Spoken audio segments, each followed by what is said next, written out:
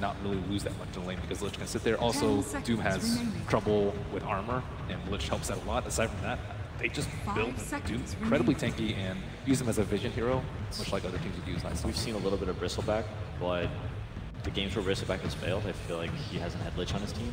I think when we see Lich and Bristle together, with the addition of that ice armor, Bristle becomes a whole different kind of hero. Doom is kind of similar in that regard because he's so tanky. The effectiveness from Lich's ice armor is utilized so much more. And Bristle is also something that Liquid has been playing together with the Call, but now, as Peter said before, they already have the Shaker, so... And Shaker most likely won't go mid, I guess. I mean, it can go mid, but it's not really the miracle hero, I would say. Yeah, I think up against the Lich, I think Liquid should try to probably keep Miracle away from that lane, you know, wherever it might be.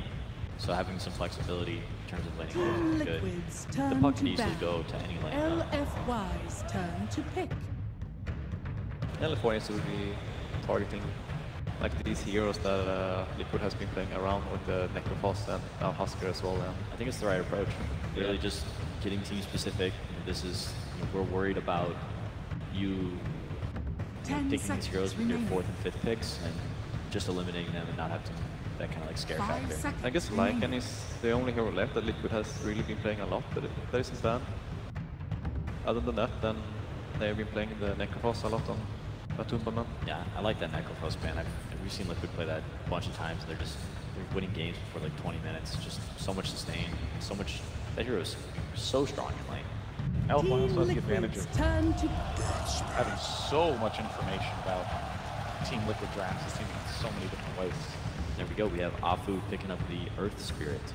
One of the most notable plays of the tournament coming out from him with that Aegis steal.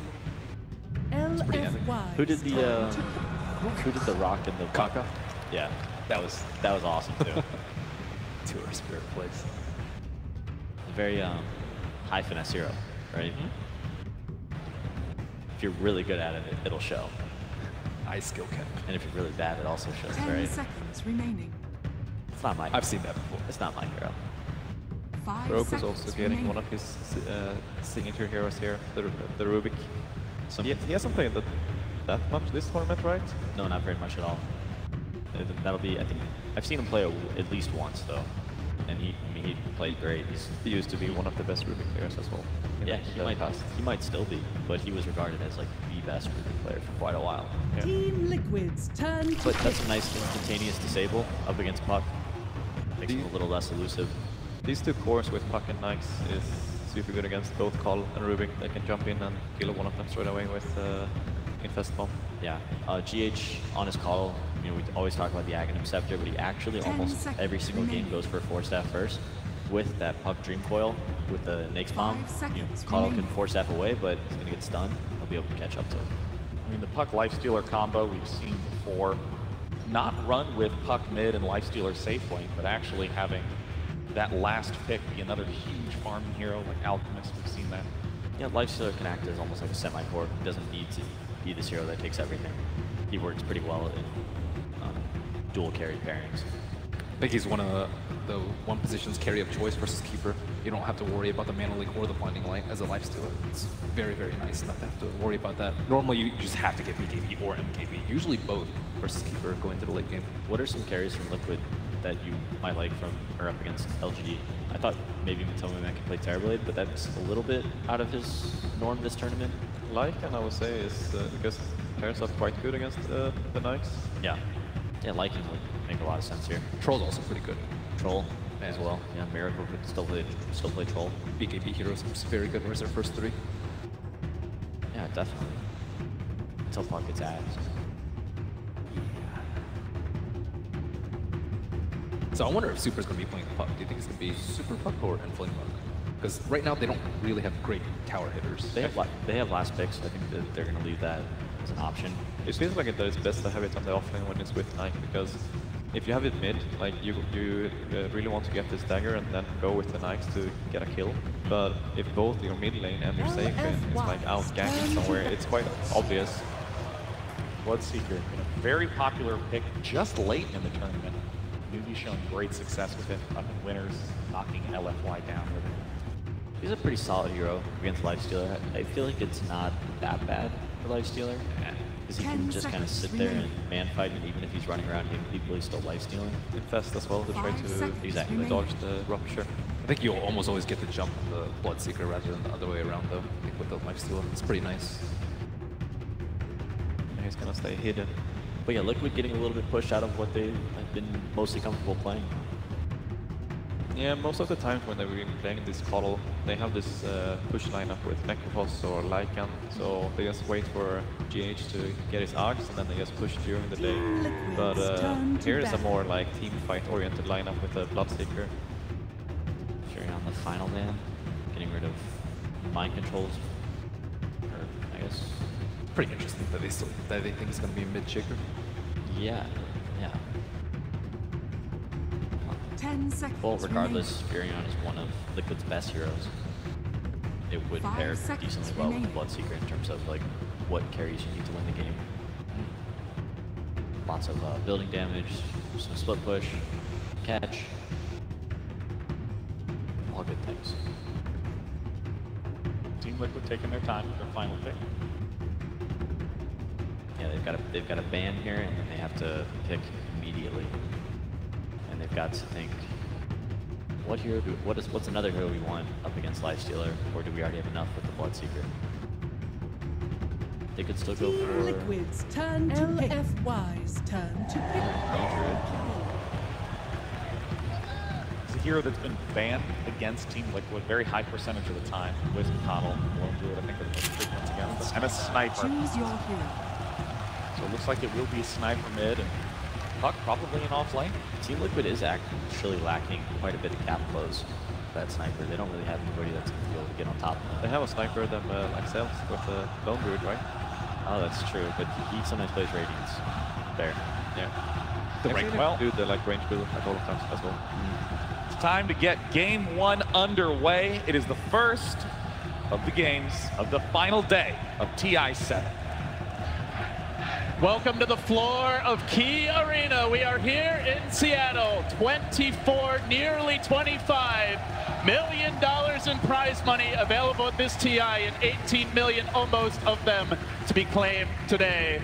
But Bloomy, this is the day when legends are born and stories are written or end prematurely. Liquid facing LFY, newbie waiting as the final bosses in the grand finals. This crowd is already very into it. We got one of the most amazing crowd here out of all Dota lands. I speak for everyone that we just want to see good Dota, but that's boring. We don't want to see good Dota. We want to see beautiful Dota. Perfect. But let's some cheer for LFY. Let's hear it, guys. And of course, it is an aquatic themed TI, so I think we'd be remiss if we didn't see how many Liquid fans are in the house. Team Liquid getting that home crowd advantage.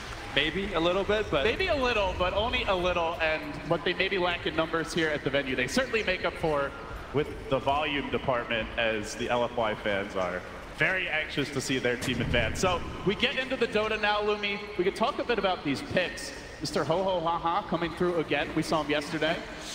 already getting a little triggered. And it is some interesting laning here coming out from Team Liquid. We see Matumba Man posting up on the mid lane.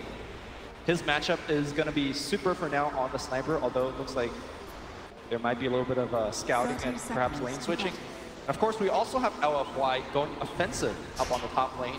This lane, though, Team Liquid has already scouted out with a Observer Ward by the Seeker Shop. So I think Team Liquid is happy with how the lanes are going. As I say that, though, it seems like there is some lane rotation going up the other way as well. What do you think is kind of the best lane matchup? I feel like they want to actually have the Puck versus the Earthshaker matchup. And it looks like Team Liquid is going to get that. For me, I look at LFY, and it's maybe less about matchups. It's more so about the rotations. Will Afu find those early openings to set them up for success? He has been hugely impactful on the Earth Spirit, and probably the same thing for Liquid here, with the Rubik potentially being able to rotate around, set up some early kills with potentially a Fissure to follow that up. But for now, at least, it is going to be the Lone Druid versus Sniper showdown, and this has been a hallmark of Team Liquid and their versatility coming into play, where Matumba Man can sit in that middle lane as a Brood Mother, a Lone Druid. They are not fixated on having him in like a traditional safe lane every game one position type of role.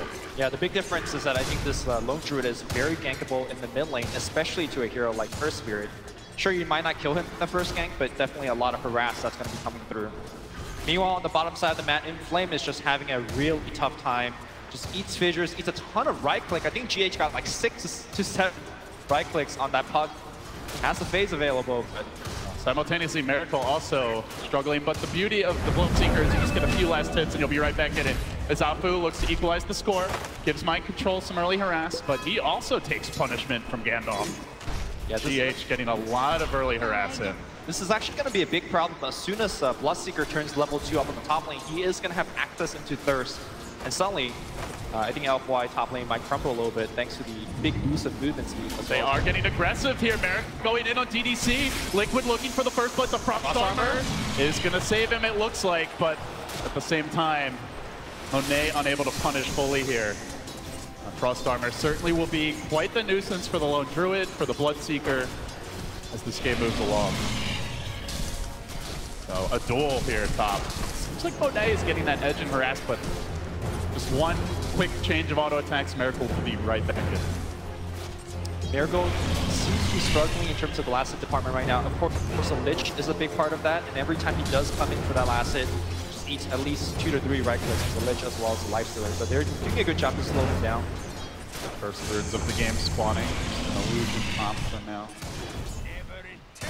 Super still holding mid, and so far this mid lane looking relatively even. So, while we have a moment here, Lumi, let's talk about the Sniper pick. Why Sniper, do you think, for LFY, and how good is he going to be in this game? It's not a hero we see all that frequently. Well, there's not a really good way for Team Liquid to gap close. I mean, you have Link Shaker, maybe the Rubik could get close with a lift, but apart from that, if Sniper's position is good enough, he's just going to sit in the back line and just snipe people non-stop every day. So it's a great Sniper pick. And I think Rupture could get close, but Miracle needs to really come in from some awkward angle to actually catch the Sniper. Maybe we'll see a Shadow Blade here at some point on the Earthshaker. Those mobility items normally are common. Is Inflame. Bit of a juke here on GH. Gonna try to pressure him on the back of this. He's gonna have an orb pulling down. Okay. This could be the first blood. The fissure comes through. Well, it might be the first blood the other way. Inflame's gotta get the hell out of there. Nice dodge with the phase shift. Now Mind Control still pursuing him through the trees. Looking for the Enchant Totem connection. Not gonna find it. A dangerous moment, so that Earth Spirit could be rolling in any second. He's actually gonna roll away. That will send the Keeper packing back to the base, at least for now. Now, something I touched on earlier is it's about the rotation, but so far we haven't seen too much of it. It's a true 1v1 in the mid lane, which is quite rare in the current metagame. And I gotta say, Super is definitely holding his own.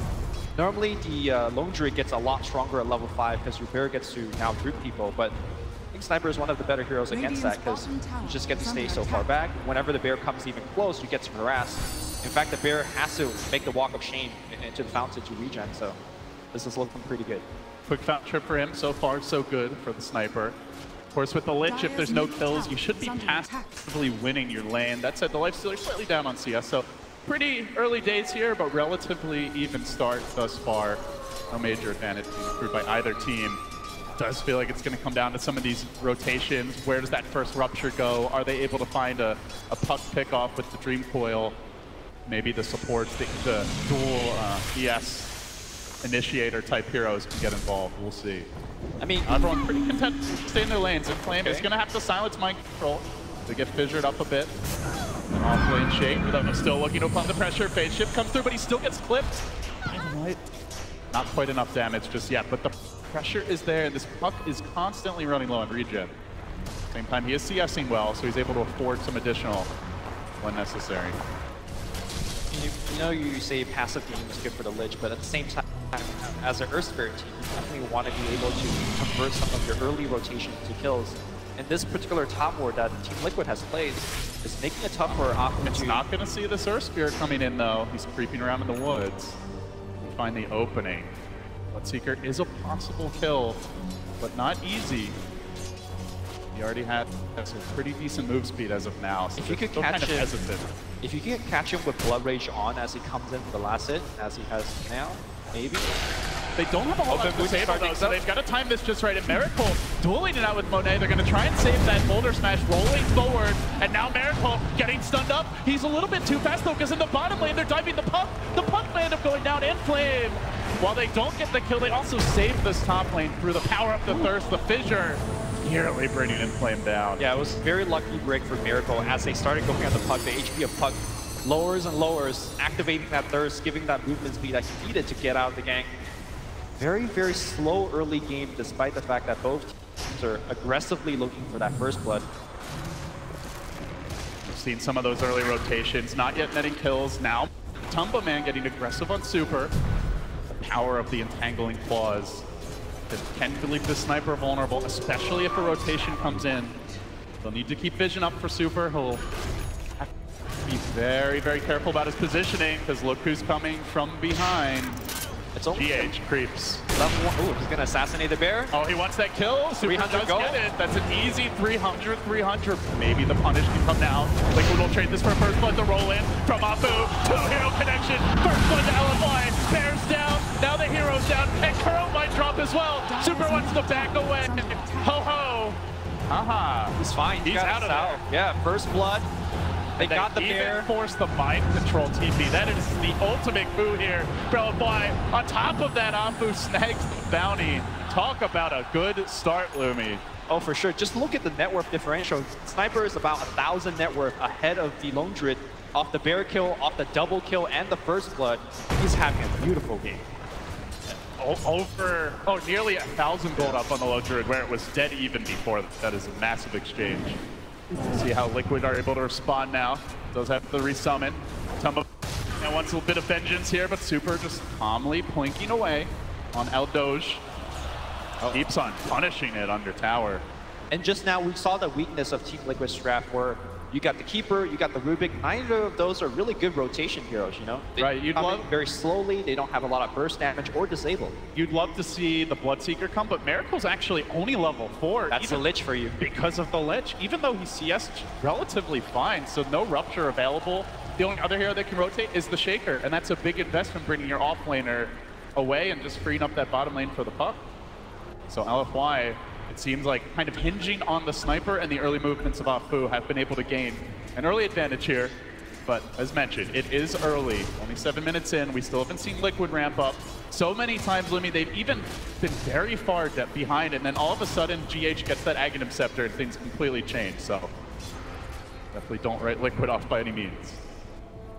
I think even as he's working towards Ags, with the draft that LFY had, they could actually apply a ton of pressure. But look at this power jungling that's coming out from GH in the jungle. Stacks multiple camps, one Illuminate hits both. That force damage is coming really soon. This guy's oh god. Yeah, that's how you do it, boys. Already level 4. He's basically there with Miracle, which is probably not what Liquid wanted, but they'll be happy that GH has his good start nonetheless. He is missing some of the experience that he's gained left camp, but you know, for Kato, he's worried about gold. Okay, here comes Apu. Apu goes great. I'll have some of these. Leeching it up. Might even be able to steal more. And in comes the rotation. They don't want Apu to get this for free. Lone Druid flanking him from behind. Up the ramp comes El Doge, rolling away to the right, and a TP out. No chance of stopping Apu. The Shaker currently at the tier 1. Too far to rotate. Could be an ongoing issue for Liquid until these support, until the Shaker and the Rubik items. They don't have that many cancel these. Yeah, maybe a lucky route, but the bear has to get there. LD, would you say this is one of the most successful Lich games we've seen? We haven't seen him give away early kills. He just got to sit in the lane, deny creeps, and didn't die. It's like a very slow... That's successful as far as what you want to do as a Lich. Yeah, and look at Miracle's level, right? As we see the bear just having a ton of issues on the mid lane. It's almost in that assassinate kill range. Look at the level differential. You have a level 5 Bloodseeker to a level 9 sniper in the mid lane that's just blinking away. And that's just a hard matchup in general, right? Like, as Bloodseeker, you have to run in. You know, you don't normally see the hero build like anything that lets you jump, but even if you do, the sniper's probably going to win the man fight with this kind of an advantage. So Miracle's going to have his work cut out for him as LFY look to set up.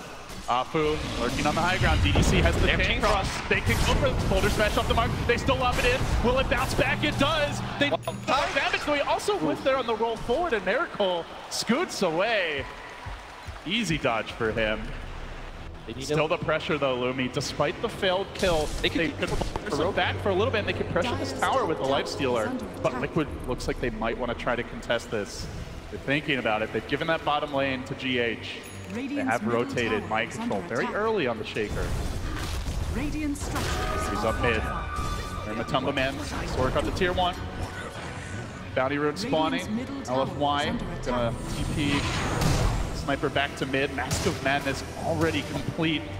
Just so difficult to punish this Sniper with all the mobility he has now, but GH is gonna try, just blasting him from the side. He shrugs it off. Yeah, he's got the regen from the Mask of Madness as well, so I'm not too worried about that. I really love this build. The mobility is gonna help out against a team that can't immediately jump on you. Apu, nice silence there. They were thinking about an Echo Slam commitment. Won't be possible. All the while, Monet quietly farming on the top lane, and so things obviously going really well for LFY Lumi. The puck catching up nicely. They have the threat of the infest bombs later on this game. Oh, I thought that would be level 6 Bloodseeker. Guess where he's going on the mid lane? Can he get close enough for that rupture? Super has already spent his gold, so it'll be as minimal as possible damage-wise, but in the bottom lane, In Flame looking to bring GH down. The orb puts through, beautiful connection. Scores the kill, but they might use the trade they need to kill this Sniper off. Rupture, flip, into the claws, stands his ground, he will fall. Super down for the count, and no ability to punish with that puck coil committed. Lane ports back. Even getting rooted here. It's fine. John Wayne, meanwhile, top, dive into Apu. They see the opening. Shaker has the Echo ready. LFY bringing in the Lifestealer. Boulder smash through. Can go for the rage play. Will they have the damage to bring him down? There is a Chain Frost. Might just want to lob it in. No, the silence time just right. LFY leaves no stone unturned as they take down the Shaker. DC will pour it out from that Blood Rage. Yep, he's out. Blood Right, rather. And everyone gets...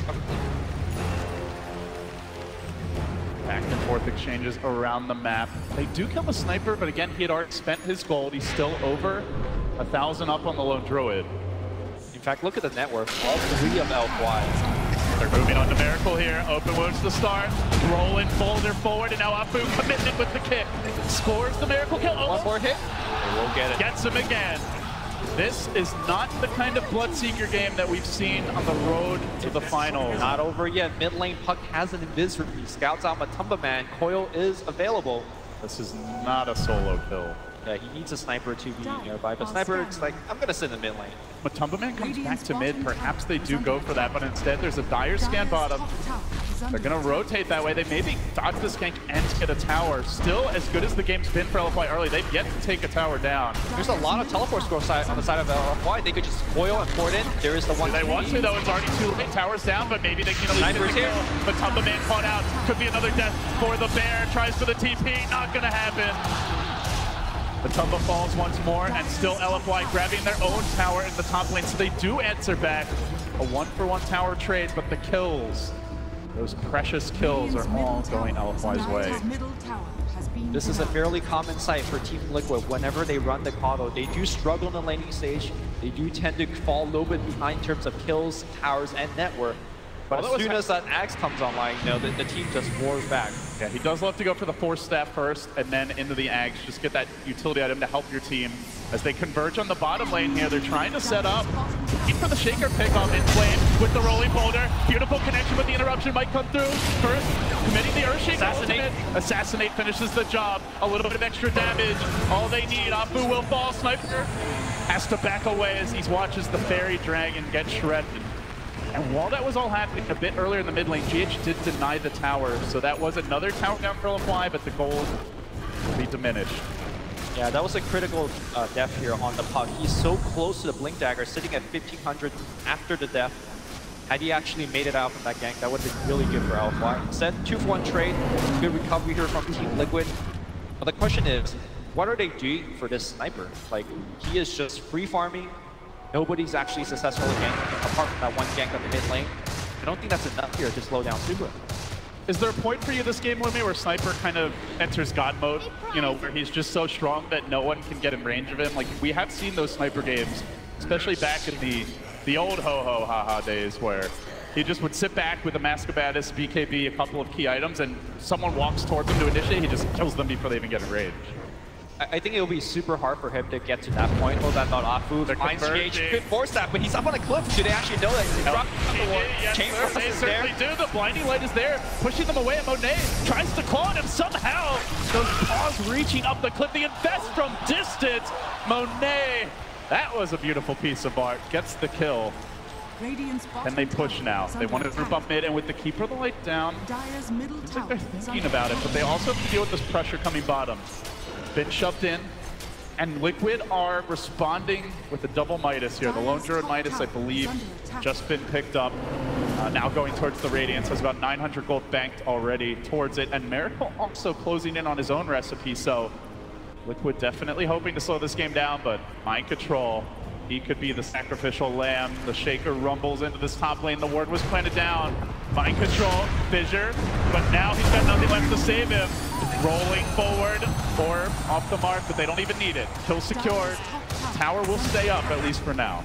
Yeah, critical kills on these Link Dagger buyers. Shaker was at 1,400, now down to 12. Meanwhile, Puck, just Very close to me. Yeah. Pearl will get the deny here. GH does have the Force Staff ready, but still the coil's available. Coil ready, yeah. They can go for this. The coil can even hit too, but Curl's there with kick. Oh my god. Abu, he shoots. Will he score? The blinding light comes through. Now they assassinate. Orb will connect, and down goes GH. The tower now in jeopardy as LFY looking for that next objective. The Frost Armor lets Super tank it up, already completing the Dragonlance, so the range increases. We talked about the gap close problem for Liquid. It's only exacerbated with these item selections. Yeah, I guess these silver linings that you have Rupture, so defensive force stabs on the sniper is not as useful, but still, that's, assuming you get close enough. They're gonna fight. That Rupture. They're gonna fight. LFY moving in. Bear coming forward. And now Liquid continue to chase Arnie. One TP out. Savage Roar won't find him. Lich waltzing away, floating back to safety. And still Liquid are committing for this. I think they're not going to find anyone. Oh, maybe they get the Lich. Maybe they get the Lich. Oh, they don't. Even if they so do, fast. Even if they do, what does it really matter? Yeah. He is level 8, fairly high level hero for position 5. But I think the most impressive thing is that LFY is able to get so much towers without losing their own, right? You're playing against a Lone Druid, and despite of that, they have lost one tier 1 tower, and they're applying so much pressure across the map. I think this has definitely slowed down GH's Aghanim Scepter quite a bit. He's only closing into the point booster. The team isn't really good at stealing Roche. They're not very good at taking towers, well, in a kind of straight up siege fight right now. So, is this the way Liquid wanted to execute their draft? Do you see them as a lineup that wants to sit back, go double Midas, just kind of farm and dodge fights? No, I think they definitely expected a lot more out of the laning stage. The Midas on the Bloodseeker is a reaction to the fact that he's so under-leveled. Converging on top. They're trying to catch out the Shaker. Mind Control's there with the Fissure, but into the Chain Frost. Out goes the Magnetize. Again, Afu on point with these kicks. Takes the Shaker down once more. Still no blink. We've seen blinks as early as like that 13, 14 minute mark. You go back to that XXS off-lane Shaker game. Most support positions, when they have a good game, they find it around 15, 16, but you know, this is a very tough game for him. And he's got to be a decent lane matchup. Infest Bomb is hunting. GH is going to be caught. There's the coil to jump. And another kill.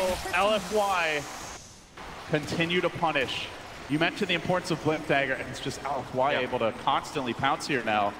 And the thing is, LFY is able to do this without having any vision into the Radiant jungle, or Dire jungle. Team Liquid is going to get spooked. He's like, how are they seeing us? Where are they constantly finding us? They might need to go into D-ward, but there are no wards to be dewarded. As this is happening, LFY continues to apply pressure. They're converting these into tower kills. The tier 2s are now both down mid and top. It, in theory, opens the way for Roche. Though you do look at LFY and say how they're not a very fast Roche team, really. No minus armor here. They're tanky with the Frost Armor, but it's something that Liquid could potentially respond to. Yeah, Monet is also not working for a Desolator, which you sometimes see. I think objectively, they're just looking to kill people and apply pressure as opposed to, you know, taking buildings. Not again, Miracle. Not again. Miracle trapped out once more. LFY, no mercy. Throws in a wayward Rupture in flame. Shrugs it off. Does not care. Well, Team Liquid needs to resort to split push. That's kind of what they're doing. They do have some very good vision in the enemy jungle. In fact, this one will scout out super. Do they have enough to get the skill? They need this skill. He's out a bit far, but he slowly works his way back to the left. And Liquid are too scared to walk down that hill. You compare it to Game 2 yesterday, Lumi, that was the no-fly zone for their opponents, but they don't have that Broodmother infestation. They don't have the 11 to 12K net worth advantage. And they don't really have the reliable initiation. Yeah. The Blink Shaker is so important, and they just don't have it. Finally has picked it up. Mind Control just got it now, so perhaps Liquid can start making some plays. Yeah. This could be the start of a comeback. I love the vision over here. This is where they're going to live for the next couple of minutes. If they get super once or twice, or maybe get the Lifestealer once or twice, they could be right back in this game. Because now your bear is also big enough where you can convert these kills into very quick tower pushes. The Relic is, to me, flying in as well on the corridor. Liquid mustering reinforcements. At the same time, like they have invaded this LFY jungle, but it's almost as though they don't have an alternative choice. They smoke under a ward. Liquid could catch LFY napping here as they rotate. Bear out in front. LFY keep on going. Still that smoke. And Liquid retreat. Do they want to spring a trap here? They're setting up with an Illuminate. Ward's getting planted as they look to reach high ground. They're lacking the Bloodseeker for this fight, and in goes the puck. The smoke's gonna break. Orb coming through. He finds Mind Control. They get off the silence. LFY, the gift that keeps on giving. Another pick for them. Radiant are This is really reminding me of that Mind Control. Radiant Scan even found someone bottom. Okay. Sniper. He's hiding in the trees. DDC's hunting. Shrapnel coming through. One more Shrapnel. Scurrying the hell back towards Everyone safety. is out. TP.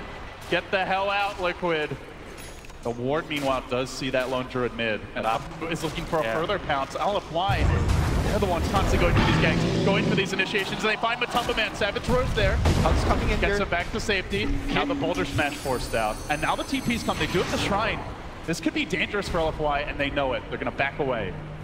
Even though these kind of moves are not really converting into kills for LFY, they are still applying a ton of pressure where GH doesn't get to stack. Doesn't even get to farm. And they might just get this tower bottom. Like They will get it. If they get no kills out of that sequence of events, and they will. Monet grabbing the tier 1 in the bottom lane. That's 5 towers for LFY. Liquid have taken 1. Yeah, they're also doing a very good job to make sure that no split push is happening. That's something that Team Liquid has been very good at. Yeah, sure, they fall behind a couple of thousand gold, but then, you know, GH is across the map, pressuring your towers. And now look at the next move. LFY They're going to on run top. into this puck up top. Starts the silence. Doesn't have enough by himself. Wisely not picking that fight. Kuro instantly dewarded the lane ward mid, so LFY are playing quite a bit in the dark around this map. Only one ward, I believe, standing right now. A proud ward. Silence. Blink Orb, and now the TPs are coming in. They might take this fight. Miracle, he's committed to silence already. 3 heroes coming in. The Vest Bomb revving up. See a TP to that bottom shrine. Liquid continue to play this game of footsie. Keep away. Trying to poke and prod at LFY, but not looking for actual head-on fights, at least not yet. Yeah, I think a slow game also benefits LFY right now as this sniper gets completely out of control. I love the Medallion Lich pickup. You talked about how LFY does Roshan very slowly. Now they have the option to get a quick kill with the Lifestealer Bomb and then go right into the Roshan. Take even more objective. So moving down mid, Bloodseeker. If he farms this next wave, could be caught. The smoke is there. It's actually broken on the Lich. And now running forward, still committing for this. The Bear's already out of there. Liquid continuing to dodge these ganks for the most part. GH closing in on the Ags. It could be a painful time to lose him. But he hugs the tower for now. The Force Staff won't save him if the coil comes ripping through it. Now the orb. Does he commit? Yes, they do. They get the coil. Silence as well. Pushing himself back and away, but the raging Lifestealer chews him up, spits him out. Now the tower might just fall. LFY could be taking the last outer tower. Sub 25 minutes. We've seen Liquid play these long, drawn-out games, Lumi, and prevail, but often it's from a significant advantage. Now they may be doing it from a significant deficit. They'll try to trade here. They're going to rotate 3 to the top side, maybe try and push the tower down, but I don't even know if they get it. LFY have all 5 alive, and they could commit to a defense, so perhaps LFY, as their king, needs it too. Yeah, the puck is probably the most important person to TP back. They are TPing, but not straight to the tower. They're lacking the coil for now. The bear munching rapidly. Looking to bring this tier 1 down, and Liquid are in position. Pulling from the sides, they commit the clip, and now the infest bomb forward, trying to bring down Matumba. On the side of this fight, there was an echo. Commitment for Soup, and they take him down. They couldn't kill the bear. They lack the firepower. LFY, finally Liquid finding their opening, but can they deal with the life? The kid comes through, slowing the bear down. On the backline, Kuro got picked off in the chase forward onto Miracle. Monet chewing into him, but needs a little lockdown as Abu tries to deal with Matumba Man. They're biting up more than they can chew. Finally, they will slay Miracle, and now they want Matumba Man. In comes in Flame, grabs him at the buzzer with the Yule. Another kill for LFY. A 2 for 3. But they hold the tower, Lumi. 2-5, 7K net worth lead. Checking on GH. Normally his timing to finish the Forest and Axe is about 21, 22 minutes. We're closing on 26, and he's only halfway there to the Axe. We're going to see this fight one more time. They did pick off the sniper, which is pretty good at the first half of the fight, but they threw everything on the sniper. They committed the Echo Slam, they committed the Rupture, and without those spells, they just don't have enough to take the second half of the fight. There's no escape coming out of this essentially race car build from Monet, and they just chase him down. I'm still not feeling the presence of the Bloodseekers in these fights. So often the Lifestealer just mans up on him, rages, and just doesn't care about that silence, and Bloodseeker is not really able to be a threat. Like, when we saw Newbie running the hero yesterday, pretty much all the recent Bloodseeker games, he's been hugely impactful. I mean, the difference is the fact that there is a Lich in this game. His level 6 was delayed to, like, I think minute 11 or something. And even after he's got his level 6, the Rupture ganks, I think that was the second successful Rupture gank we've seen in about 26 minutes of gameplay. And that was a pretty risky maneuver by LFY. TPing into the Shrine, they knew Liquid had to be going for that aggressive push as they forfeited the tower bottom. All 4 heroes were missing, so they kind of knew what they were walking into, and they still took the fight. Yep. Well, we're closing in on a BKB on the sniper. Once he's got that, I don't think he'll die in engagement that he just died on, so. The way he died in that fight was he TP'd in, like, on the Shrine with 3 Liquid heroes behind him. If they're going for a siege, it's tougher for Liquid to get that type of flank off. You were asking me earlier, you know, what makes Super into a Superman status on the sniper. I think this BKB will kind of tie him over to that point. But more than anything, though, it's about vision and his positioning. So far, I think Team Liquid has done a very good job in terms of the vision game, but I expect as LFY begin to siege these tier 2s and high ground, that they're going to have sufficient vision to make sure that they don't get ganked and flanked. As you mentioned, BKB complete. We can take a look at the items coming out now for both squads. DDC grabbed a gem, has the medallion, so Roach potential is ramping up. You can see Inflame well on his way to a Linked Spear pickup. Great tool against the Bloodseeker especially. Monet, as mentioned, did grab the Deso, now an Assault Cuirass being queued up. So across the board, LFY getting their items, even the Blink on Afu, and perhaps the most important tool for them. They have another way to initiate with these Lifestealer bombs. Yeah, you're absolutely right. Normally, when you see a puck on the map, you're like, okay, you know, we're safe to farm because puck is the most reliable way to initiate with a Lifestealer. And now, with the way that he plays, he's constantly off the map. He's mostly hiding inside the trees. And as Team Liquid, you just gotta be afraid. You know, is it a Lifestealer and a They jump in. They find Miracle on the high ground, and they munch him. LFY, easy pick for them. That's a 60-second death timer on Bloodseeker. They could He has the buyback. They are pushing up this bottom lane. just go Roche, right? But as you mentioned, Roche, right there for the taking. We'll see a Mask of Madness picked up here by Matumba Man. Now he's doing this into a sniper, into a Lifestealer with the Desolator. Feels like a split push item, Lumi. Does not feel like an item that's going to let those pick and fight. Also, would not surprise me at all if Matumba Man wants to keep on split pushing. He's going to go for the Aghanim Scepter.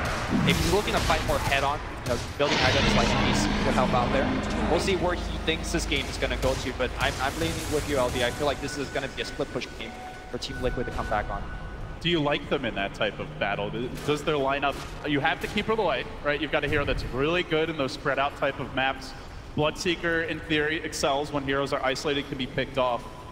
The Lone Druid with an axe could be a threat, but can they get there? That's the other big question. LFY are ramping up for an early high ground assault. The AC still being worked on. But aside from that, like, you've got one of the best high ground siegers in the game with Sniper. Yeah. And with the BKB, unlikely that they can gap close on him. It also comes down to whether Liquid think they could actually still do their frontal push that they always love to do with the Interceptor finish on the Keeper of Light. If you do want to do that 5-man group up, obviously the AC on the Bear is much more beneficial in that type of playstyle. It just comes down to whether they think they're going to be the pushing or whether they need a rat. Definitely feels like they think they need the rat, at least for now. You see the Bear off the bottom lane. One thing that's been crucial for limiting their ability to do that was the gem pickup on the Lich. Previously, Liquid had 3-4 wards on the southern side of the map that actually allowed them to see that LFY smoke gang coming. Now they don't. So Matumba Man hides in the trees, he lets the Radiance Burn do the work bottom, but you don't really see the Bloodseeker actively farming the map. You don't see anyone from Liquid confident to show in a lane. Sure, they're hiding in the trees trying to get out, but they're not hitting creeps. The other big thing is that we haven't seen any kind of solo Shaker pickoff, right? Throughout this entire tournament, you see GH, you see XSS, whenever they just finish that Blink Dagger on Shaker, they're off the map and they're finding individual kills.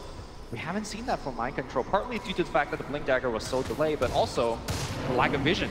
Gem, again, doing a lot of work here in this game. It sounds really bad for Liquid. At the same time, they're down 14 kills. They're only down 6,000 gold. It's more they're down, yeah, they're only down 6k gold, but they just can't go out to get more they might find Mind Control. Hey, buddy. Inflame comes in. Monet pops out. Mind Control. Dodging, blinking away. Does make it out to safety. But you know, LFY, they see the way Liquid wants to play this. They're hunting in the tree lines. They're dewarding the map. They're constantly scouting for heroes off on their own. As off said, Miz is going to make the move. On the Miracle here. Will there be a counter? LFY punishes Liquid in their home turf. The Magnetized pretty Miracle low. Gets to the shrine. Taps it and stays alive. Sniper could not get vision for the assassinate. Miracle is out. Shrine getting him back up. It does say a lot about how LFY, how confident they feel. They're diving heroes under the shadow of a tier 3 tower, unafraid that Liquid can spawn. And they're doing it just with a squad of 2, maybe 3. Now, let's see how the game changes, because we are approaching daytime, and I think that's where the Aghanim Scepter of GH will allow them to get a little bit of vision back. Find Matumba lurking in the trees. Monet gets onto the Bear, blocks the path with the coil. Savage is the answer. Savage Roar, not a matter. LFY slaughter that Bear again. He can kill creeps, but he cannot fight heroes. We'll see if LFY decides to go on the high ground. They still have Aegis on the Lifeslayer. He can be a great person to siege in the front line. Very resistant to the Team Liquid defense of things like Savage Roar, Blinding Light, Illuminate. Here it comes, but they are pushing daytime into a Keeper of the Light with Ag, so. You get a stun here into a silence and an echo commitment. Out pops the Lifestealer. Gets to work with a 4-step away. Good start for Liquid. They bring the puck down. Coil not available for this fight. Seeker on the run though. Being brought low. Monet finishes him off, but has he overextended. Gets lifted up. Still keeps the siege going to Super. Goes to assassinate. The smoke does Nicely played by him. Still though, they're in trouble. Luby Chain Frost comes through. Mind Control on the run. Liquid pulling out all the stops, but might not have the answers anyway. Monet diving deeper, forces them on their heels. The roll, the commitment from LFY. They force the buybacks out. They will lose their Aegis. Perhaps in too far. A gem casually on the Matumba coming in late. This is where the Radiance could be super impactful. No BKB. LFY. They've overplayed their hand. They're going to lose the sniper. They ping out the gem. Somebody pick up the gem. Wants to get away. Somebody grab it. Somebody grab it. Kuro going for the assassinate, but the blink dodge. Very smart TP by Matumba Man. He sees his teammate being dived. He TPs in front of his building and go for it, but now might be a little bit of trouble here. He's still going in. He's still diving deeper. The kick is there from Afu. The committing from Matumba Man. They kill him under his own tier 4. Nothing. LFY are not scared of Liquid. Assassinate flying in. Afu doesn't care. He's tanky enough for that, and now they go back. They have the cake. They're going to TP into the shrine, though. Okay, look for the rupture. Back. Blink into the trees. Miracle. Who's he going to find? Monet TPs. He's gone, too. Everybody's gone. Unbelievable. Fearless. LFY are styling on Liquid right now. Liquid pulling out all the stops with these individual plays, but it's just the raw punching power. They just can't seem to deal with Monet right now. Very good initiations to start the fight, to try to blow up the puck, and they do, but critically, this team fight, look at the way that it's initiated. Puck jumps in, and then Afu jumps in, and meanwhile, the guy that's off camera right now is shooting at everybody. Sniper pops the BKB and just go in. We've been mentioning there is no answer for the Sniper until Matumba Man survives and come back. and then he TPs behind the tower. He then gets to do some stuff, but if the sniper is in position, he will ruin the game for Team Liquid. I mean, that was pretty much like the best possible execution Liquid could have dreamed for, right? They get a clean kill on the puck to start the fight with the combo. Not easy to do when he has a Liquid Spear and a Yule Scepter.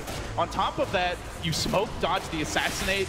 You almost manage to steal the gem. The Lone Druid comes in late when Lifestealer is retreating and actually is able to do damage with his bear. And even then, LFY are still diving you deep, forcing heroes to die, and even forcing out that Rubik buyback. So that's like the dream scenario. Liquid have to keep on playing this well. Yes. To avoid getting run over by the LFY machine.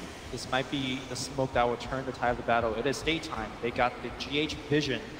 But look at LFY's positioning. They know that's coming. This is like the reverse night stalker. You know, when it's nighttime you hide, it's when it's daytime you hide. Yeah. I mean, LFY knows that the only way they will fall behind now. Oh, and the double smoke. Yeah, they are Nobody so ever desperate. sees the double smoke. They are so coming. desperate to find something, but LFY just knows they're going to sit here. There's no Roche to take. There's nothing really to lose except the tower, but Liquid are not going to walk in for a headlock siege, and now LFY, now they leave their base. They're in Liquid's head, Lumi. That might not mean they win the fight, though. Liquid on the low ground, but they have the flying vision they could set up here. Look for the initiation. Who's going to get the jump? Apu has been the solution so often, but they actually head south. The climax, it fades away. We won't get that big fight yet. Back to farming. It is nighttime, and ironically, it's the time that LFY wishes for. A prize. You gotta keep in mind that the dive pop double smoke, they are still working with a vision disadvantage thanks to the gem. Supports are super poor on the side of Team Liquid. There is no answer to Sniper. This Lifestealer is already getting to be fairly big. And of course, on the other side, Miracle has still been struggling. Sniper, if he wants to buy it, has an MKB. MKB is going to be really important when it comes to playing against Blinding Light. You've got an Albert to worry about this game. You have the Blinding Light, as mentioned. You have that Radiance, so it's a pretty important pickup, as you mentioned. Although, you know, more than even all a of these, Solar Crest on the Bear. more than any of these items, though, still it just comes down to position, right? Because Vision and Initiation. yeah, if you just get ruptured as a sniper, then suddenly your game gets really hard. They're hunting Kuro. Bullet dodge. They are going to pick up a gem. And one thing that was really a crucial part of that last fight, where we saw a ton of sick individual plays in the combat, was just the fact that LFY got away with the gem. Yep. So they held onto it for DDC. Liquid would have loved to be able to deward the map, maybe gain vision supremacy, but now darkness falls again, and LFY start to move in, and you can really see this yin and yang of the mid game, where when it's daytime, LFY are going to play safe, especially if Roche is not up. And when it's nighttime, that's when they get aggressive. That's when they roam, looking for pickoffs. Mind control, seeking these individual solo kills, just waiting for somebody to be farming these waves. And he might get it here. Rotating in, gives a little position here by the figure. Simultaneously, the split push continues with Matumba Man. And he does have that point booster, so he definitely is going for the Aghanim Scepter build. Ags Mask of Madness, and we have seen Liquid, if you go back to Game 2 yesterday, where they advanced to the lower bracket finals, they lost 4 heroes in the team fight, and they took a lane of Rack, who basically that was the trump card that won them the game. So this is a team that knows how to win by dodging fights, by baiting you into fights and going for key objectives. LFY will constantly have to remain vigilant that they don't give up any freebies. But they have tier 2s, Libby, at least mid and top. So options for Liquid to go for that split push, that bait of sorts, are fairly limited for them. And I feel like every second that this game goes on, LFY is just getting a little bit more from the map. Roshan spawns, moves quickly, LFY demolishes it. And now this is Aegis and Cheese. Cheese most likely going towards Super. Grab the Aegis, Monet the Cheese. Monet will grab the Aegis. Either way. Cheese, Sniper, extra lives for the cores, and LFY still all according to plan for them. They haven't managed to crack this Liquid defense fully. They constantly hunt through the tree lines, searching for the Shaker, for the Lone Druid. Hell, even killing the Spirit Bear is a nice consolation prize for them, but you can see Mind Control just digging his way deeper, tunneling through these trees on the left side of the map. Always trying to stay invisible, just looking for openings. Even a kill on a Lich could open the way to potentially do a bit of split pushing. I mean, at the same time, he also has no vision, right? So he's kind of sitting in the trees blind. You don't want to send your base because then you're just doing nothing. But He's kind of doing the tree. But hey, if you're in the tree line, you're maybe that nothing turns into something. Okay. I mean, the cup is half full, I suppose. Still in flame. Hunting, hunting, hunting. Not gonna find GH though. On my control, he pops out top. Game of cat and mouse here. I do believe, again, Team Liquid dodges yet another very dangerous phase of the game. It is daytime soon. Maybe now they go for yet another smoke gang. Smokes are a precious resource in a game like this. That was why it was kind of important to note that Liquid blew 2 in that last venture. Normally you won't see that kind of commitment. Yep. Also, I would say adding to that list, scans are very important as well. When you have so many people hiding in trees. In the late game, you look a lot at buybacks and item pickups, Aegis and Roches being crucial. I would say this part of the game, the smokes and the scans are probably a bit more important in most cases. And maybe even the number of wards, you know, in your shop. And the gems to go along with that. Any kind of way to get a positional advantage, vision advantage. And now they try to jump Miracle. They're going to set up. He's got a BKB. They might be able to force it out. Boulder Smash, but the Fissure interrupts. Mind control, timing it right, pushing Monet away. And they'll get that Bloodseeker back to safety. But you can see 2 of these lanes are shoving in, and LFY can see very deeply tucked behind his team. Super can begin to chip from low to high. Monet, he thrashes this tower, rapidly bring down a quick snipe. Dagon is up on the puck, didn't even have to use it there.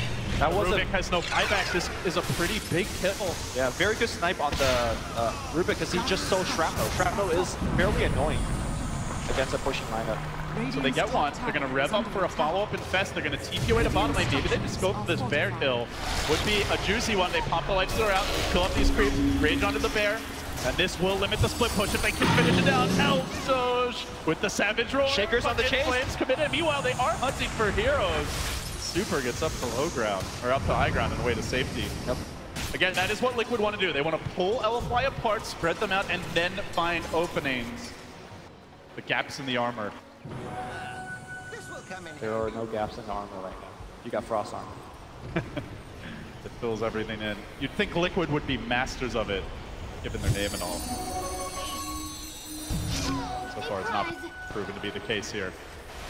Also, we're getting to a point where, as we see, Team Liquid has to worry about the bear's survivability.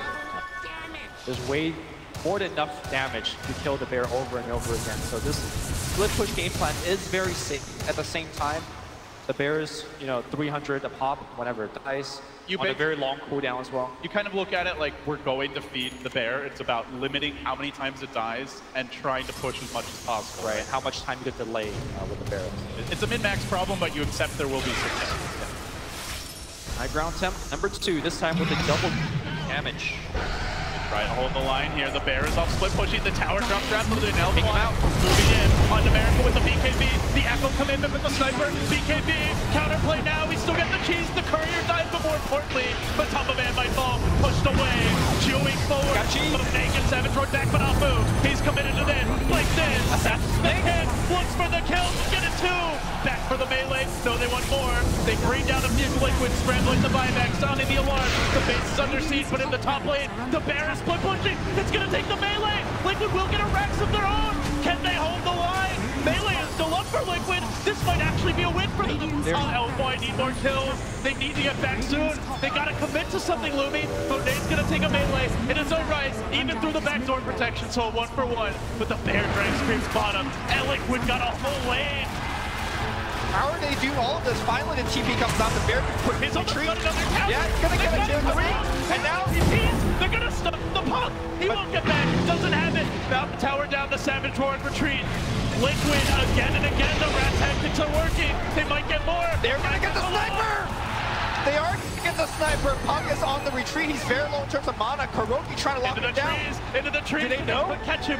No vision. No they gotta do a blind. They assume he made it to the low ground, and Monet is lurching forward under a dire ward. Shrines are now opened up. How does Liquid keep on pulling it off? They're down 21 kills. They're down 11,000 gold. They can't fight head on, but somehow the base trade was successful. Wow. Split push from Matumba, man. We said that might be the way to do it, but we didn't really think that he was going to do it. TPs are essential for LFY. Boots of travel, definitely something that we're going to want to put in the quick buy. You can already see the sniper of Super recognizes it. He needs that extra bit of mobility. They can easily get outmaneuvered here by Liquid. Yeah, especially when you're trying to TP during daytime, right? GH is going to provide the vision. You got the Shaker with a long-range disable. So, you know, on this big stage, we've seen some big TP cancels, taking me back to TI3, but you know, stuff like this could happen in this game as well. Mind control did manage to complete a couple of extra items here. Go that Blake, the Force Staff, the Shadow Blade. Crucial for giving you the mobility to catch those fleeing heroes who just want to go home and defend the base. LFY are gonna head out on a journey, an expedition for a kill. Buybacks become very important in these base race scenarios where Inflame is up and he's going to Matumba Man. They're going to try to jump him, but the Lifestealer popped out too early. Monet premature from him. And now they'll have to settle for something else, the Rubik. Meanwhile, the Bear is already moving in top. They might try to go for the split push, but it won't be quick enough. LFY can back a hero or two if they want. In fact, the ping is already there. Super knows somebody has to stay. Yeah. Somebody has to keep the fires burning. Normally in a situation like this, you get a kill, you go for an objective, but LFY, they're so pressure on the side lanes that they get a kill and they have to go back and defend. So these kills aren't really that big of a deal here for Team Liquid. Big wave pushing in top and bottom. And now, you've been mentioning the whole game, LD. Now the map gets stretched open. That's where heroes like Bloodseeker gets much stronger. They're looking for mind control. Abu, is he going to find him? Walks right into him. Two ESs crossing in the night. Who's getting the kill first? Boulder Smash coming through. Follow-up is there from DDC. Shadow Blade. With the Shadow Blade. He's out. He gets out of there. Gem can't be everywhere. Inflame can't be everywhere. But Liquid, maybe everywhere. They can. Yeah, they are everywhere. You got dudes in the tree, you got the global recall happening in, and this is all during nighttime. Daytime, I think we're going to see Team Liquid come in alive again. And most importantly, Miracle nearing that level 25. How often have we seen that cooldown on the Blood Run be so damn annoying against pushing lineups? This game could end in one fight. We are 47 minutes in. Both teams have claimed a melee. Tier 3 exposed additionally for Liquid bottom, so we could see a rush towards the throne. We could see Megas instantly grabbed by both teams. LFY do have the boots of travel. BO3 level 2 could well be the next selection for them, and then all of a sudden you've got 3, maybe 4 heroes that can instantly arrive at the Liquid base with split push war perhaps. Yeah, but it's always dangerous base racing the Spirit Bear. This is where, you know, having buybacks is super crucial. Super maintaining his, Inflame also has his. So in terms of LFY's defense, even if they lose a hero or two, they should be able to defend their base. And I think Sniper is nearing the God mode territory, but still. Crossed Armor could also be MVP. DDC, maybe not the sexiest hero, the Lich. Not necessarily the one you take home at night, but Crossed Armor can get the job done, Lumi. Team Liquid smoking at nighttime. This might catch LFY off guard. They've been playing very cavalier during nighttime, thinking that the smoke ganks won't be coming, but Sniper shows his face on the mid lane. They get Sniper here, that would be huge. But if they can combo him, they can kill him. They've got Blink, they've got Force. If he comes too far down the river, he could be punished. DDC nearby, they might even get more than one. Liquid moving in, they're gonna scout Super right as he gets on the BKB mind control one for the Lich, and now he's gonna try to walk into this. Miracle retreating out. The BKB's not doing all that much. The Bear's still smacking him. Super being controlled for now. He gets pushed away, he dies! He bleeds out to the rupture. Now Liquid want to retreat. Miracle's BKB expiring soon. Catch the man fight, they control the Shaker. They control the Shaker! They can get the Shaker as well. Now they fight onward. Magnetite coming through, ripping through the Liquid backline. Massive damage by Alpha. Rolling it again. But round 2. Round 2 is mind control. Swings that totem. Brings down more. Top lane is nearly at the base. The dust comes in. Mind control's brought down. Buybacks everywhere. Now Kuro on the run. 3 are dead for Liquid. 4 are dead for Liquid. No buybacks left. Bear is dead. Is the Spirit Bear still alive? No, he's off the map. I don't see him anywhere. And now Sniper gets to walk all the way down to the mid lane. Can GH defend against the world? We are seeing Illuminates being lined up left and right. He's got the vision to survive. These big creeps, they're going to survive these Illuminates, and they're going to charge in. All Sniper needs is just a second in the base. On the tier 4s. Illuminates, or maybe waves. the Megas. Which LFY want to play? Well, they want to play GH. GH, he has to be a goddamn hero. He'll try. Down to the low ground. Sniper still chasing him off, but with the commitment, again, somebody to illuminate, but cutting him off. Assassinate is the pump. And now it's on to structure. They're going to have a solid 30, 40 seconds before any key heroes respawn. It's just Kuro on the lowly Grand Magus. Impoverished is all hell. LFY, they dealt with the split push, and now they look for the tier 3 bottom. They look for the lane of Brax. The Raze is being run down. The melee also slowly falling. LFY, they've won the world. They've got him played. They're going to get 2. They might not end the game. They're not trying to go for the throne here. But they get that much closer, Lumi. They get that much closer. During that time, Liquid never got to execute a split push play. They never got to go for the rat tactics. They fought LFY head on. And now coming into the next fight, LFY 2, maybe 3 buybacks up. We're gonna watch this team fight one more time. You said the BKB on the sniper, and he really didn't do much. He got ruptured, but he does have BKB and the buyback and the BOT to get into the fight. And they still have the ability to get back in this fight quickly because of the BOTs, like I mentioned. Shrines are down right now, so that mobility is essential. Also critically, Matumba Man committed his barrier into this fight so that when he does die and the bear does die, there is no split push. Sniper comes back in on the second half of the fight. Really tough fight here for Team Liquid. They did as much as they can, but the buyback from Super is what sealed the deal. It almost was a clean initiation on the sniper. The Lich walked on the ramp like a half second earlier. It looked like they were going to catch Super to start the fight, and then it would have been very different. But now, round 2 of that crazy rotate dance in as Inflame starts it, moves on, kills off the Keeper, no buyback available. GH is out, Kuro's in danger now, the Fissure coming through for mind control. LFY looking for the reset, but they've gotten more. Kuro will fall, and now Miracle on the run. They him out. No split push, no rat, just a TP away. Miracle will make it home. But now Roche is going to go BOT's Lumi. BOT's coming out. Okay. It might be all in for Liquid. Go for the trade. Go maybe straight for the throne or the Megas. They're going to be down lives here. I think it's so tough. If you don't kill the sniper, he will be able to defend so easily with shrapnel as well as, you know, just national range. And he's going to get the Aegis off of this. Liquid have to buy back in that last fight. His team should give him the Aegis. He does. Also, I want to mention this is one of the few cases in a puck game that you see him get 25 and he doesn't get the plus 420 GPM. We're going to see the illusory orb distance as well as speed. I mean, this game is all about the fights. It's all about catching. Mobility. Yeah. Just getting back to that base a split second quicker, catching Oil, and hell, catching a bear. They'll trap him in the night, and they'll look to bring him down. Monet chewing through El Doge, tasering the poor guy down. We've seen Team Liquid struggle back from bigger deficits, but this one is... They might find another. Mind control, creeping around. The night is dark. The night is full of terror. Of Chain Frost. All right, he's out. But He's got 4 staff. Dodge. He's got Blink. He's got the gem, so he should be okay.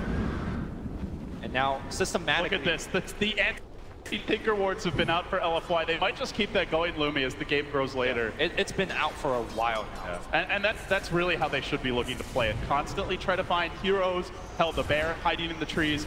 40-12, and Liquid are still somehow not out of it yet, but they might be on their last breath now. Coming in for the siege is LFY. The lanes are pushed fairly well in all 3 sides, but the bear is doing the work bottom, and that is the exposed lane. Yeah, you gotta be careful. LFY might need to send someone home soon. The BOTs on cooldown for the puck. This is gonna be a very slow has it, push. but doesn't want to use it. You got Illuminate as well as Bloodright. The bear's coming in quickly. Yeah. They're pinging it out. They know it's going to be here, and they've actually walked the puck home. He get BOT back. They want to gank that bear, the Megas, and not give anything up. And if this bear dies, they won't have a bear for at least 30 seconds. Could be enough time to just end the game. They recall back the bear. They bring the bear home, but that also buys them time. They could try to wait out this Aegis. I mean, look at Super. He's just struggling to push. He eats Illuminates. He eats a Bloodright. He gets his Shrapnel stolen. I just don't think LFY could breach the high ground like this. They need to wrap around, make a play. The bear shows on the mid lane. They scout it out with the ward. Can Puck find him? Bleeding. No, they found him. No, he pulls it back. Get out of there, Matumba Man says. It's not safe. Fast reaction. Pandas are endangered. On that recall, and Sniper is still working on this building. He's been here for like 2 minutes. They're still hunting though. They're still pushing the bottom lane. It's not going fast enough. LFY, this could be the time for a full committal. They push him back, ruptured up. Monet gets back to safety, throwing into Urn. Super doing the slow, but steady work from the low ground. Still has that Aegis, still is the Satanic BKB. Has lots of extra lives. Mind Control might have to jump. The Bears back bottom. Liquid, just keep the yo-yo action going. Slow it down, split push it up. Don't let LFY come. Eliminate spam, shrapnel spam, towers down below half, the siege continues. It's getting low, they might have to make a committed jump soon, and Monet surging in again, trying to force the issue, banging on the tier 3, he'll bring it down, one more hit, the sniper does it. And they've also got the puck back. LFY playing this right so far. They have not made a mistake since that early split push. 55 minutes in. Keeping an eye on the buybacks here. There's 4 for LFY, and they've got the Aegis. Liquid only 2, but several of theirs gonna cool down soon. They've still got this one lane top looming. That's all that stands between LFY and Megas. Critically, Sniper also has ramped up to Satanic, so trying to kill this guy 2 to 3 times in a row. They can control him very well with things like Savage Roar, with the fissure. They're trying to get the bear again. They saw it head into the jungle. The bear is elusive, man. The Mask of Man is coming in big right now. He's even going Deso. He is all in on this split push, but Apu, sure. He's all in on the hero kills, worming his way through the trees, actually painting out Mind Control's exact position, almost like he knows he's there. Could roll in. He jumps forward, creeping in the night. Apu, the pride of Southeast Asia, he's the opening, but it's actually a plan. He gets in there first, and he catches enough. Monet moving forward. They get turned back for the racks. They get turned for objectives. Focusing on Eldo's, but they're lost time. They push Monet around into the echo and into death. But still, it's Flame answering back. Blink with the silence, looking for more. The racks are being sieged. Liquid are not split pushing. Liquid are not split pushing. The bear now. All that's left. They commit. They commit. They will lose the sniper. He's coming back for round 2 though. Still they haven't taken his rack. He's got BKB. Liquid are holding. BKB activated, and now he's gonna go right on everybody. Super cannot be controlled. They're there. That's the second line. Get the bear. The Vision. Now the fall of silence. They might bring him down. Can they slay the beast? They kill him. He's got buyback. 2 minutes on the sideline. Miracle needs to get the hell out. The orb. The orb. Apu rolls him down. Everybody buys back. And their mothers too. Miracle's back in the game. Fighting that sniper. Is this on? Under the He's fountain. taking Liquid to the fountain. They're in the fountain. Sniper is dead. Satanic. Can he actually come back? He's alive. He's in the fountain. Oh my God. Rupture. They might be able to go back the other way. Liquid not out of it yet. Miracle with the blade now. Oh my he God. can back too. Liquid. He fights on. Liquid could do it. Everyone's buyback's out. Everyone's still teleporting Puck's back coming in. back in. They're not over yet. Gets the coil. Gets Miracle. Glimmer. Where are the gems? Somebody save Miracle. Oh my God, it's best kill. They won the Rubik Assault. Diving forward. Grand Magus down. 4 are dead. All that stands is the keeper of the light. GH. Gotta be a goddamn hero, but the base in shambles. The tier 4 being sieged. They're going to the tier 4. Every last trick. Every last stop got pulled here for Liquid, and still LFY, they're prevailing now. They're gonna take the tier 4. The throne is all that's left. Liquid, they poured their hearts out in this game 1, but the game is LFY. There is no way they're gonna make their best Savage Roar. The kick for the stun, like the cast. He's silent. The throne is down. Unbelievable! Wow. Sensational showing here. GD, forever young, stayed, I wouldn't say cool, calm, and collected, but just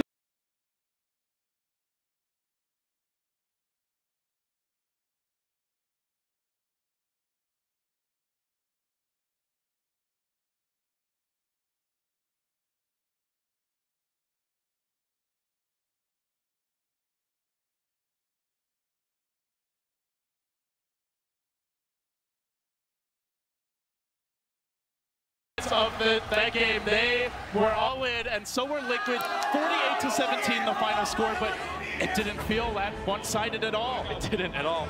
Also, there's so many BOTs in that game. The puck getting the Lucha Roar, that was so clowny. The stolen coil, it was a smoke dodge from the Rubik of an Assassinate. Like, every last stop pulled out by Liquid.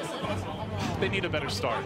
They do. I feel like the Miracle Bloodseeker just got muted super hard in the early game. He did have his huge impact as he turned level 25, but they are smiling. They still look confident even in defeat. Can they bounce back? LGD Forever Young lead the series 1-0. 别说话，闭嘴，好好看我表演。 The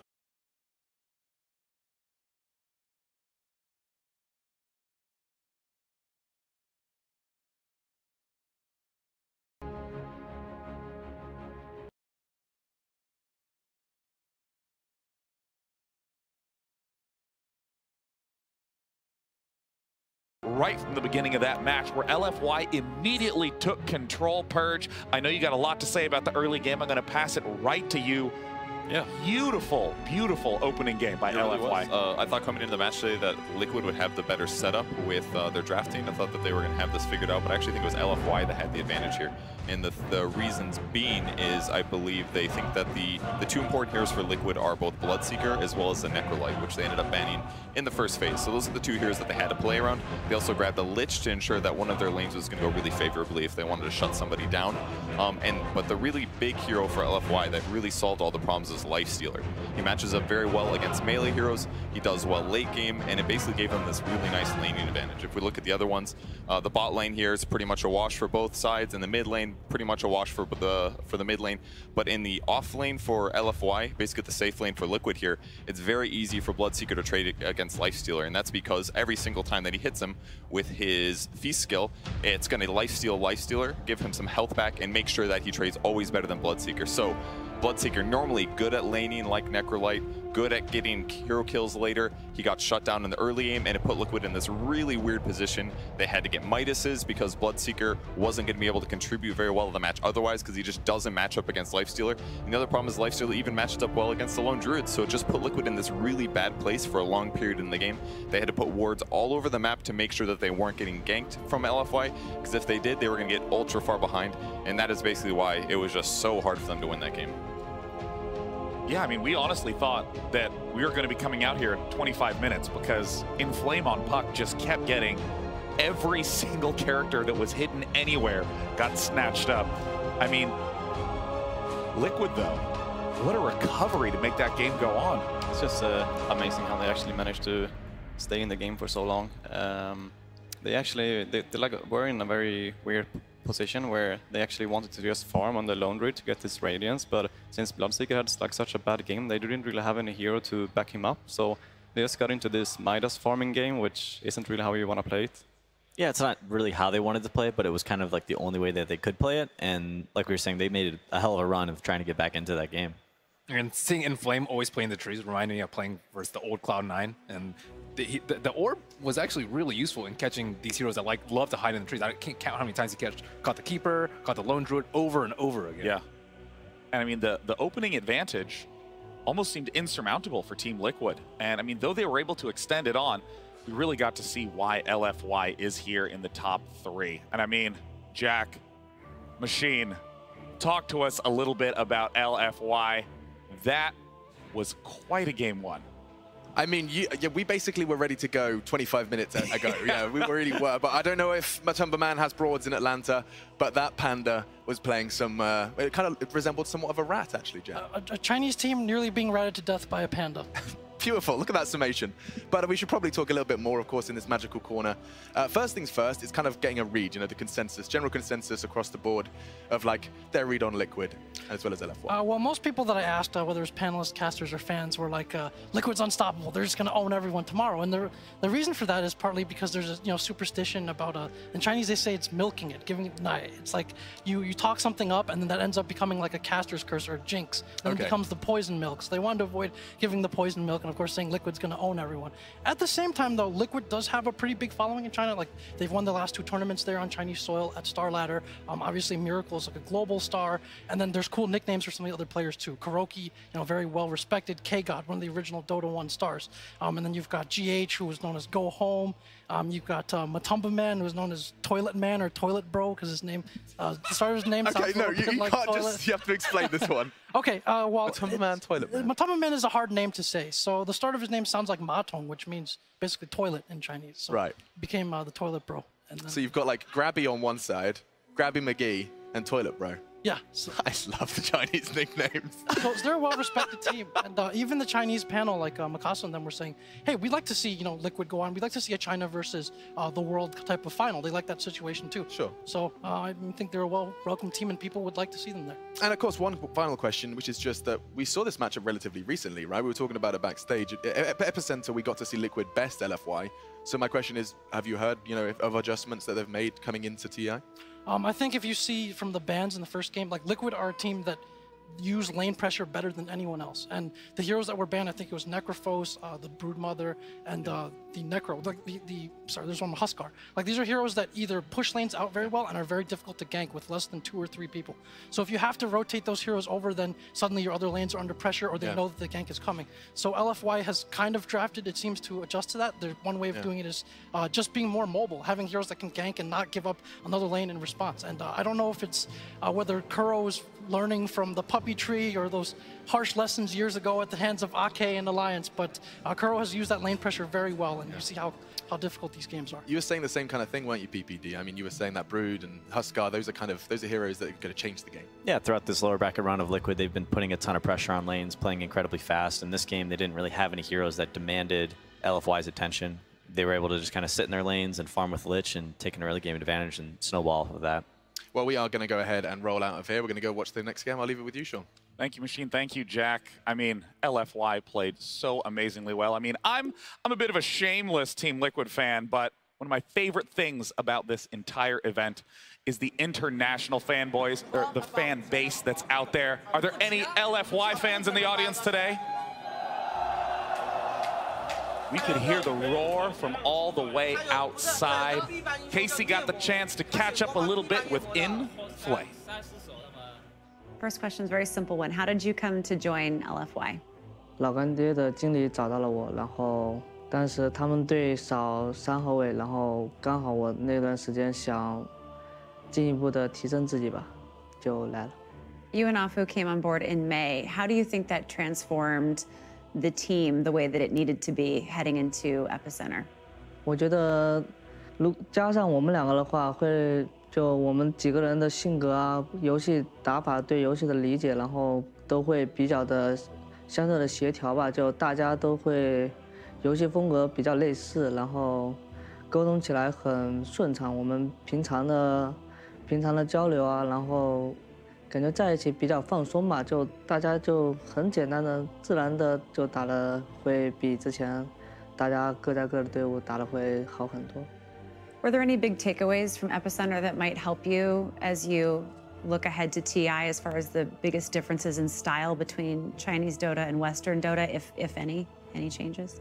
就感觉我们的阵容啊搭配比较单一吧，然后我们会吸取每个队的打法风格啊，然后再加上我们个人的选手的习惯啊，会有更多的打法和应对不同的队伍的风格吧。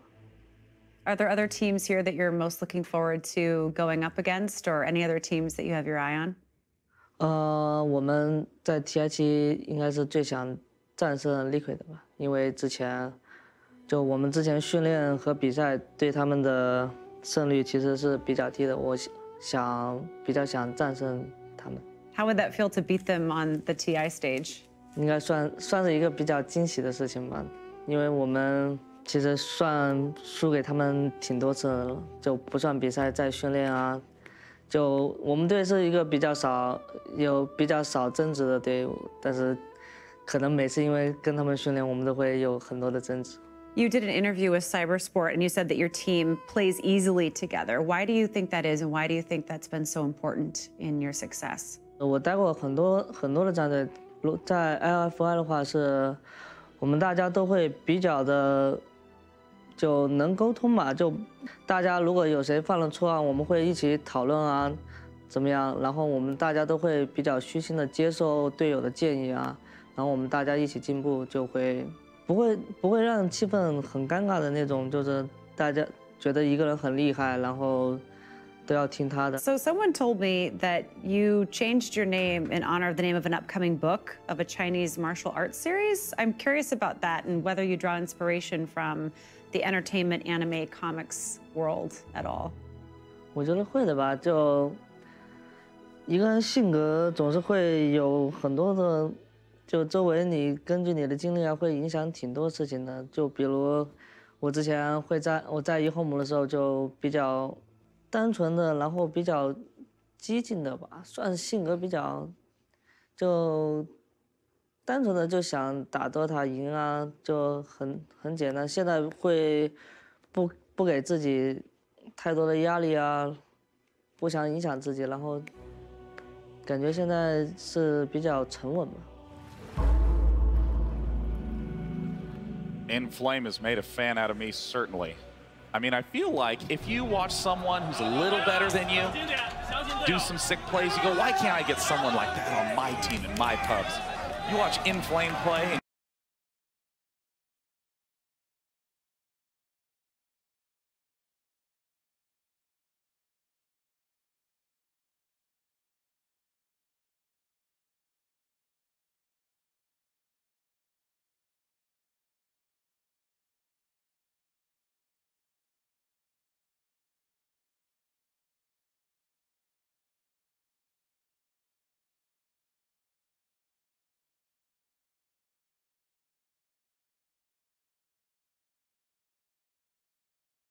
It's actually quite common that like Nikes is usually like for too long inside the puck, and then he's just like falling behind and just. There's a real delicate balance there.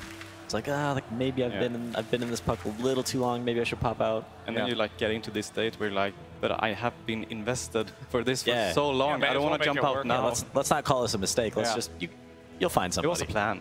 And I know that there are a ton of fans out in the crowd, both for LFY and Team Liquid. Casey's with some of them right now. Casey, what's the energy like out there? Let's see, what is it like?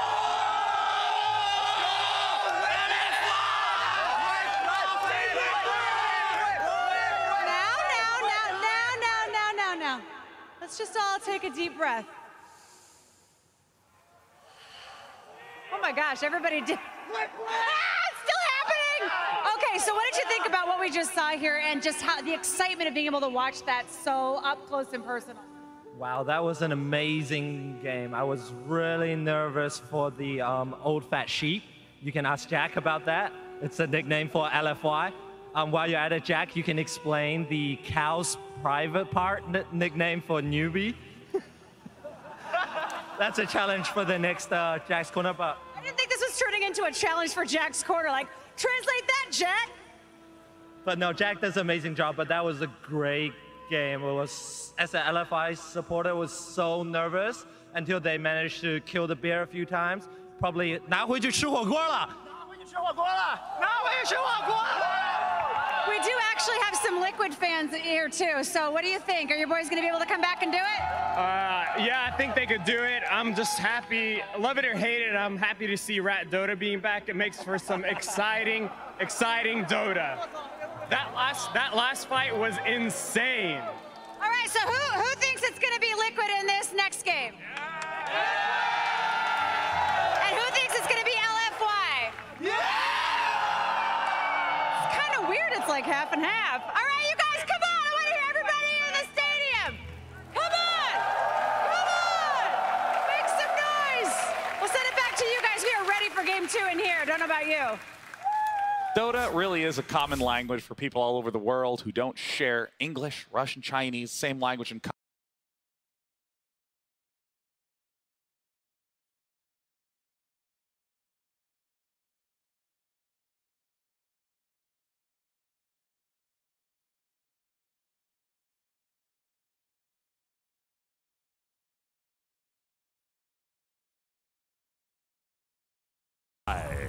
versus Team Liquid.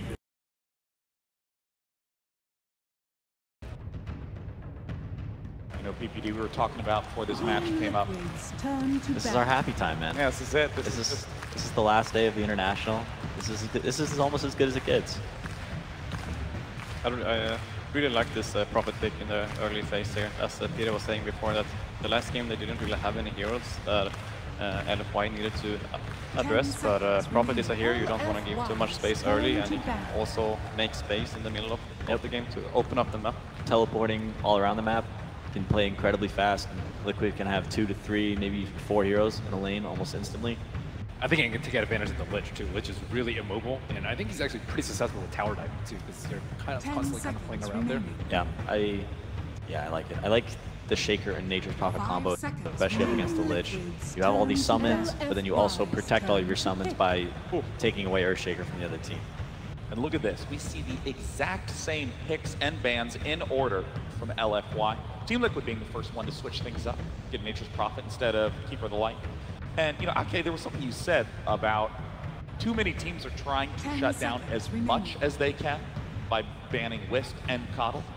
And that LFY took a different approach, kind of letting them get Coddle. Do you think the Team Liquid maybe played into that a little bit by both choosing Earthshaker and Coddle in that last game? It's been working for them before, but I think it was a good approach that LFY took, and it just comes down to how they laned as well. I think if they would have laned differently and let the Bloodseeker get some farm in the early game, it might have been more difficult for them, but that combined with the picks with the laning really made it difficult for Liquid to make the lineup work the last game. I think this game, Earthshaker is most definitely going to be played by GH. I think that was like part of their mistake was really trying to take both Shaker and Coddle. It's like Mind Control hasn't played a lot of Earthshaker this tournament. He's played a lot more Furions and Beastmasters, and I think those like split push heroes are where he excels the most. I think that's where his real strength is knowing the map and working that vision advantage rather than like these huge team fights. Bloodseeker is so popular. He is final stages. Rising quickly. We're going to see a lot of them today, I think. Usually his disadvantage or his, I don't know what to call it, but the Bloodseeker, like he suffers against strong lanes. So if you actually lane against him, like 2 or 3 people even, he doesn't get the time to heal up with his blood right. Like Ben was saying, very good in one-on-ones because of his ability to lifesteal and trade very well. But once it's maybe 2 or 3 heroes, he really doesn't offer a lot to like a try-v-try or dual lane setup. What do you guys think about Nyx being ignored in this entire draft? It's surprising. I feel like LFY could definitely still go for it. I really like it against Furion. Yeah, Nyx Assassin had an 80% win rate in the group stages as the main event progressed. It dropped a little bit, but still stayed strong at 75. LFY just keep it open a bit. I think Liquid doesn't really want to pick it with the Shaker to have like both Shaker and Nyx as supports, but at the same time I think Hiroki can still play the Nyx as a 5 if they want to go that way. Yeah, they could do that. I don't know. Trying to think. I think it's important for LFY to have a lot of creep clear up against Furion, especially when you have a Lich on your team. You kind of want to make that Chain Frost effective as much as you can. So Bloodseeker and Puck have a lot of AoE to... Okay, back to the Crystal Maiden. We've seen this hero a couple times now against Lich. Liquid taking it up. I think Kuroky's played it once or twice this tournament, and they've obviously had success on it, being in the lower bracket final today. Fits well together with the Prophet as well to make sure that he has this extra mana to summon more trees and be more annoying the GH can also just run around on that Earthshaker, probably with first item boots, and not have to worry about ferrying out clarities or going back to base. So right now, LFY, would you describe them as quite strong at ganking with this lineup of Puck and Tusk? Both have a lot of mobility to bomb in, and Bloodseeker. 10 seconds remaining. Yeah, I think they have the ability to play fast, most definitely. Puck is kind of their only control right now. Tusk is he's a strange hero. He initiates fights, but doesn't really have a ton of catch, at least in my opinion. Most like that looks like a Matumba Man Venomancer, I would guess. Liquid has a lot of ways to actually scout LFY now with the Treants and as well as Venomancer Ward. So if LFY is gonna try to catch them, they're gonna have to address this like Treants and the split push. Yeah, then also a really strong laner. He can do pretty well solo, and like Crystal Maiden maybe farm some jungle creeps, and then the occasional Earthshaker gank coming in will allow him to secure kills on the lane. Yeah, I think that can't be overstressed because Crystal Maiden really struggles to get levels with the change in the jungle that happened a few months ago. Yeah, she's a little bit slower, but people feel like the aura is still good enough to pick the hero, and I agree. I like the hero. I'm a little... I guess what I really like from Liquid is that their draft looks like a Liquid draft. Last game, it was a little, I mean, we saw a lot of the heroes that some of these classic heroes that the players play, but not in that kind of combination together. Usually it's, you know, one or two of these. They didn't really get all of them together too much this tournament, and it changed their playstyle. I don't think that they were too comfortable with the heroes that they had, and this draft looks a little bit more them for me. LFY, I think, have a real hard time dealing with split push right now. I think they're a pretty decent team fight, but getting around these Nature's Prophet summons, these Venom Wards, is just not really the lineup to do so. I think they have a lot of problems getting vision on the map, having problems with Morphling. AM, probably not as big as an issue because you had Bloodseeker. Oh. An Alchemist final pick out of Team Liquid. We've seen Alchemist completely warp games. They're going back for Lifestealer? I'm a bit concerned with the Alchemist because they can put Lich mid, LFY can, and then Liquid is going to have a Maiden who can't really help mid that much. She's not that strong. Yeah, Shaker won't do that much either, right? And then the other hero they have is Shaker, so Alchemist might suffer a bit of on the last hits in the early game. He seems like the hero who's going to be the hardest to help on Liquid. You know, I'm sure Shaker could gank Nature's Prophet's lane or Venomancer's lane pretty easily and secure a kill. But where Liquid will most likely need help will be enabling Miracle to have a good early game. At the same time, he always finds his farm, so Liquid will probably, as I say, focus on the other lanes and make sure that the Prophet is going to keep the safe lane where it is. Like Bloodseeker goes mid against him, for example, like Bloodseeker's going to be incredibly farmed and he's going to be off to a really early start, and he can run around and, you know, he could get an early Shadow Blade. They have this like pocket as well, so it might turn into this game where like just chasing the Alchemist in the jungle and he just can't find the farm. Yeah, if they get, I wonder if Bloodseeker would even consider going Hood. But if he got like an early Hood and he's running around with Ice Armor, I think he'd be unkillable for like the first 20 minutes. I think I prefer him as a 1 though, here. Yeah. And Super, they've been giving him more hard carries. The Sniper that we saw. Yeah, Super is stepping it up. Yeah. Like, we saw him playing a lot of these like hard 2 heroes like Pugnas and Death Omni Knight and Bristlebacks, like kind of these like simpler heroes. But look at him stepping it up and like playing an incredible Sniper last game. We saw him play Storm Spirit not too long ago, really kind of stepping up his game, at least in my opinion. And as you said before, looks like Bloodseeker will be mid, facing against Miracle's Alchemist, and that is going to be one of the big stories of this match. Can Miracle do what Alchemists do best and gobble up all the farm on the map? Or will LFY be able to shut Team Liquid down and advance to the grand finals? Let's find out in Game 2. Team Liquid has attended 6 internationals, Lumi, and they have never gotten to the final day before. This is their first time here on Championship Saturday. They are 1 game away from elimination.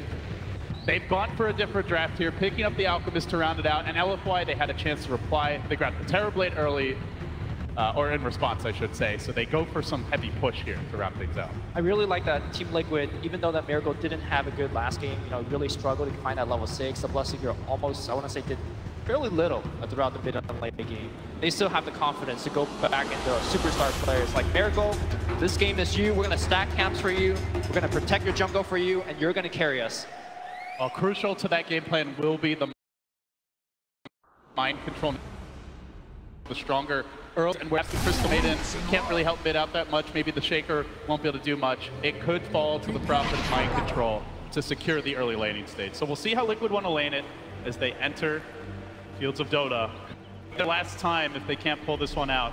Afu running something different here. He is playing the Tusk this time around, and I know you mentioned during the draft there was a Nyx available, so interesting to see. I think this is, to me, probably more just about keeping Afu comfortable and getting him something he wants to play, even if it's not like the most meta hero necessarily. Oh, he's really good at the Nyx Assassin as well, and I know I don't want to be a Captain Eyesight, but Nyx Assassin, Spike Carapace, in terms of the mid-game ganks that you could do against an Alchemist, those are great, but instead he is going to be playing the Tusk. I think the most important point that we should begin this game is talk about how can LFY invade the jungle, because you know that's what Team Liquid's going to be doing. They're going to sack Ancients, they're going to sack multiple camps. Do they have the heroes that you could go in and either disrupt a stack that's being taken or just steal it altogether?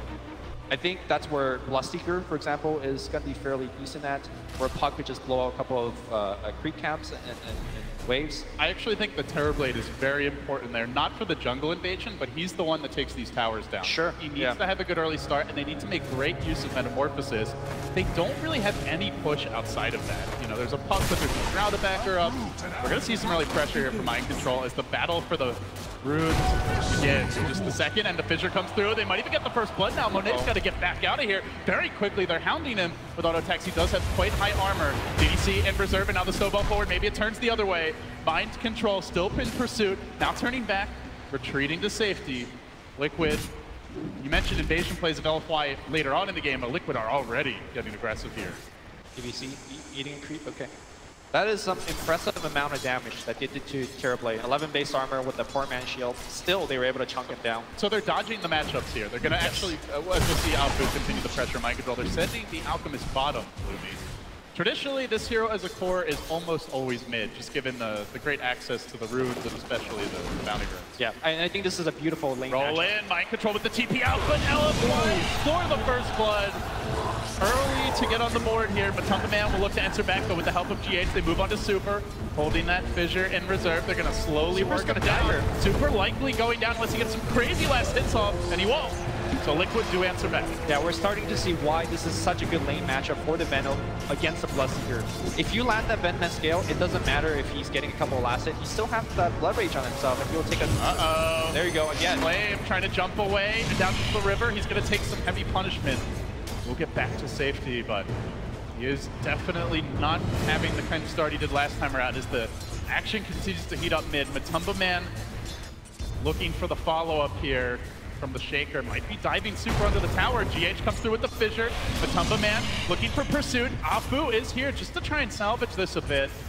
The Venom mid to get every last hit here. Super down, and he's got to get these last hits to stay in fighting shape, and he's going to miss that range. There's a Gale. There's a Gale available. The connection. Super didn't get it. Super maybe going to go down. The one behind the Fissure. GH does it again, and now they might get Afu too. He's got Snowball. Afu trying to retreat, worming his way through the trees. Snowball, but where's he going to go? Which way does he roll? He's got Shards. Afu, Shards. Auto attack, they can't get a range. Yet GH in pursuit. The Shard block away. Afu finds the answer. But still, GH is Yo, GH has clarity. It's going to be a long clarity. I don't know. It's going to be a long, long chase, Okay, my friend. But he does at least force him on his heel. So this switch up from Liquid is working wonders for the mid lane, and it's going fine bottom, at least for now. Lumi Miracle is CSing very well here. I wouldn't say fine, I say they're doing beautifully, because the puck also, by comparison, is not doing anything. Crystal Maiden, not the best zoner, but always threatening a kill with the Frostbite. Frostbite going on the puck here. They're going to harass him down a little bit more. Face committed. He needs to orb out of here right now. And he will. But lane one, right? No shrine available. He needs to make the walk. And soon enough, that may not be a way to get out safely. Once Mind Control gets a few more levels, potentially, puck actually dies there. Yep.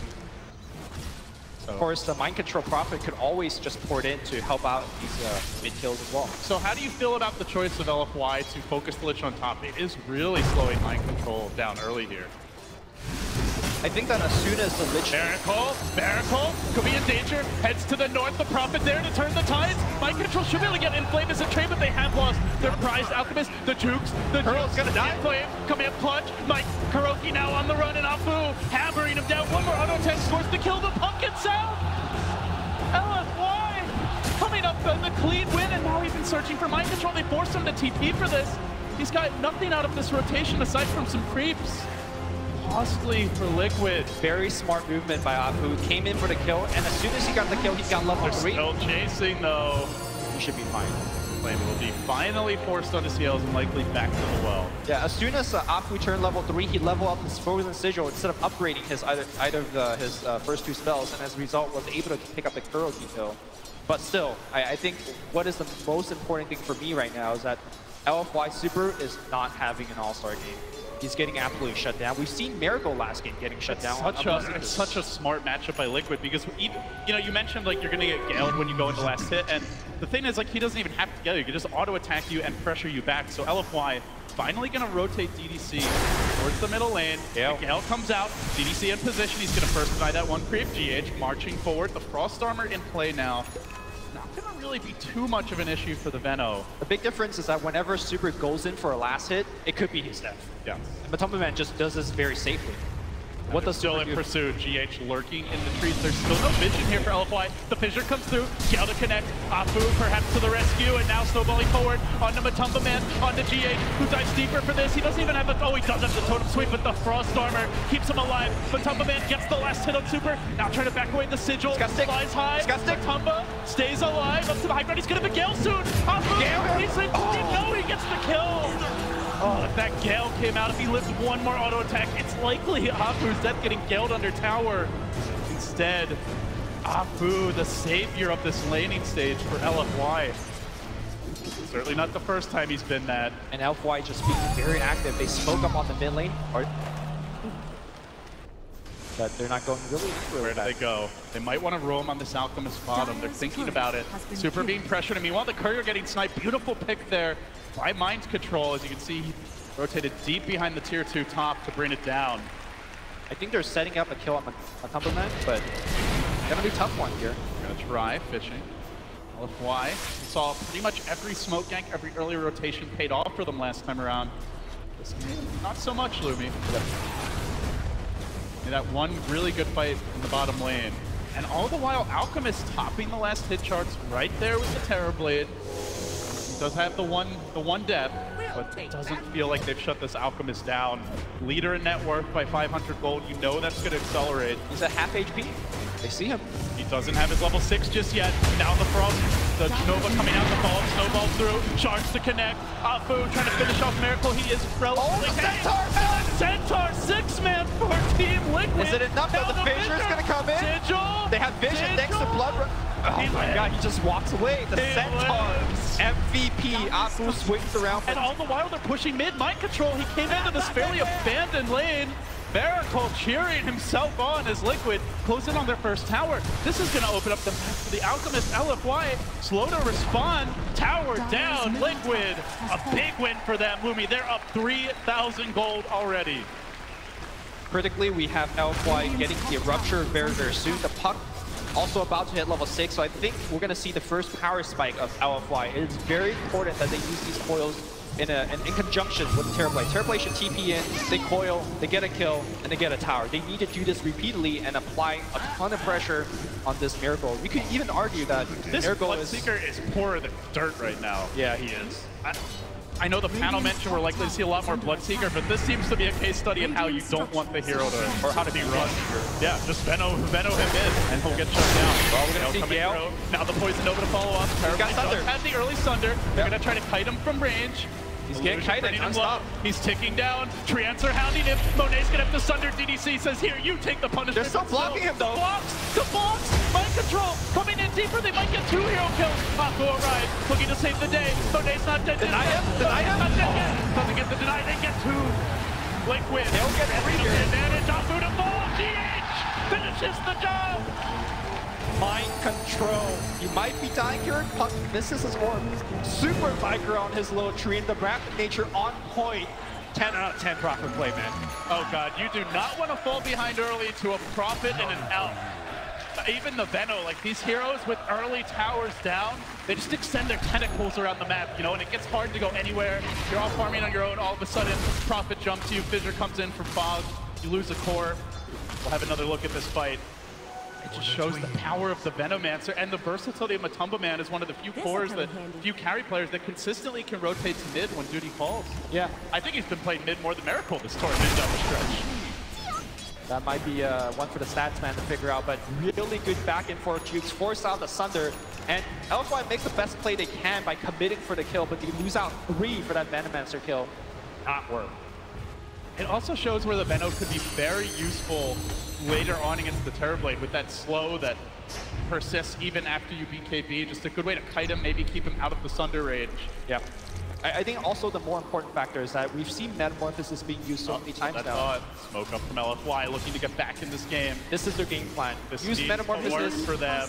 Get a kill. Alchemist is not home though. Back to top lane, they're looking for a side at the same time that LFY sets this one up. They're gonna find that pump, he tries to jump away. Meanwhile, bottom the roll forward. Fissure is there to interrupt, and Matumba Man standing his ground. He tries to stay alive. Afu's not getting the job done. Afu likely to fall here. I think they just went a little bit too soon. Monet didn't have the Metamorphosis just yet. He couldn't attack the vision. But still, mind control will be chopped down. Super with the trade. Somehow enslaved. Juke them all out. Stays alive. LFY pulling out all the stops. They do lose the Nature's Prophet. That Inflame died earlier there. Perhaps this tower falls. Oh, playing with fire. Knows that Prophet is dead, but could fly back if he sees an opportunity. This reminds me of that Alchemistic game that Ergo played earlier. Just look at him, he's free farming. Nobody's interrupting him at all. I can't believe these LFY heroes got out of that fight. And that is really the silver lining, is like, sure, LFY, Afu miraculously gets back to Fountain with the TP, and meanwhile, do have the Punk living. Bottom lane. LFY are still in danger of losing Monet, and all the while, Miracle's farming up there. Trap him. There's the surround, completely trapped in. An army of Tria slowly working him down. He stands strong, but they nuke him down. Slowly from range, for us to pay. But well worth it for the greater good as Liquid find one in GH. He's looking for more. Fissure comes through. Sprout as well. Sprout MVP of this game so far. DDC down. High control backing off GH. Getting pushed away by the creep. Super joins the fray. But what can Super really do? He can't help it. Afu and Matumba, man, gets another. They got Fissure. They will use it. Sprout again. Sprout again. He's got the path out. That early Quelling Blade saving lives. Still though, pressure, pressure, pressure. And all the while, he's hitting creeps. 2K net worth advantage now. Alchemist, the question was, how will he lane? Will the Lich be able to slow him down early? But they dodged that matchup, and Miracle has just been free farming all the while. Clocks is ticking for LFY, but Top of Man TP still coming through. He gets them in time. Afu is there. Echo! Just a second late, the Venom will fall, but still they're getting the trades. Afu gets muscled out, and all the while, Miracle is pushing and farming top. Liquid, the two-pronged assault is paying off. Oh, they're teleporting right behind DDC. DDC's gonna get Sprout as well. They're gonna right-click it down. Team Frost not gonna be enough. Couple more right-clicks. Puck coming in here. He needs to salvage this fight. Not dead. He can fight this maybe. Coil even committed. LFY blowing a lot. Might control the trees. Okay. Goes for the TP. He should die. He should die in this TP. No, he canceled the TP. The jukes. They still see him though with a blood. Okay, still jukes. LFY. One more, couple more. He's still alive right now. Okay. He does finally fall, but top lane looming. They got the tower. He's still hitting creeps. He's now got 1,000 more gold in the bank. The Relic is coming soon. LFY have an Alchemist problem. They haven't even taken that top tier 1. That's normally the strength of a Terrorblade pick, is to at least get those early towers with the Metamorph. That's not happening. Also, we got one of the fastest Blink Dagger on a 4-position support. 12 minutes in. Shaker has picked it up, and we're going to watch this beautiful juke left and right. If he completed that TP out there, he dies to the coil snap. Recognizing that Mind Control says, nope, I'm going to taunt and just walk it off. He does eventually die, but space. Yeah, space. And now more space opening up. More blocks, some blocks coming through. Quelling Blade, you're your way out of this one. Super, these trees can't be brought down so easy. But he will finally make it back. Again, Bloodseeker, he's so far down in the net worth, Bloomy. He's sitting below the enemy Earthshaker. Support Bloodseeker. Of course, it is a support Bloodseeker. He's going for a 4-step. Oh, it'll help you a bit with the rupture damage, but this is not the script that LFY had cooked up. Now Liquid, a 7,000 gold lead. It's kind of shades of game 2 from yesterday where the lanes just went so well for them. It's hard to see how the opposition can get back in the game. How do LFY recover from this point? I'm not too sure. The plan A of getting ahead with Metamorphosis, sieging at towers, getting a ton of picks with your Bloodseeker, none of that is coming online because they don't have that good laning state. And look at this. They know LFY are lurking around the tier 2, so they're going to make the move in the bottom lane. On Inflame they go. They'll jaunt away to safety, but they're just pulling LFY apart. Meanwhile, the top lane being pushed in by that Prophet. All the while, Liquid maintaining a good balance farm, and now they're descending on mid. They want to bring down Monet. They do manage to frostbite him. Still, he retreats. The Prophet's coming in, but they are fighting under a shrine. This could be bad. They've had second thoughts. TP. Oh, the shards. Throw the ball forward. Big commitment from Afu, but Kuro gets back and away to safety. Now Afu's in too deep. Blood Rage coming in, but will it be enough? Afu won't make it out. Now LFY looking for more. Rupture on the Venom, but you don't want to fight up that cliff. The high ground is Liquid's, and Super backs down. Now Liquid starting to congregate, and all the while, Alk just keeps on farming. Relic, 250 gold away. Radiance, all recipe already picked up, so it's about to be a 14.5-minute Radiance armlet. Yeah, he's got the Relic gold now. He's got the Soul Ring in between that slowed down the timing a little bit, but still very, very good compared to LFY's gameplay. Like, I don't think they could deal with the radiant. They do see mind control here, but Liquid are backing him up. They come in force. Echo flash, the totem. Now the turn. The chain throw's bouncing, but okay. Still get up. Chain throw alive. GH still standing. Somehow he lives on. Oh, wait, no. Oh, one last chain throw's bounce. Does bring him down. LFY, God, they needed it. But still, end of the day, Liquid, they don't lose a key core here. The Shaker already has his Blink Dagger, so he's not too worried about this. And now in the mid lane, Super being pressured again. But Tumble will tank the Rupture. The throwing a lot for him. And Alp's coming in from the rear. Look for the stun. Reps up, onto Super. Falls him down, but Tumba stands strong and Liquid are just swarming to the point of attack, zerging their way across the map.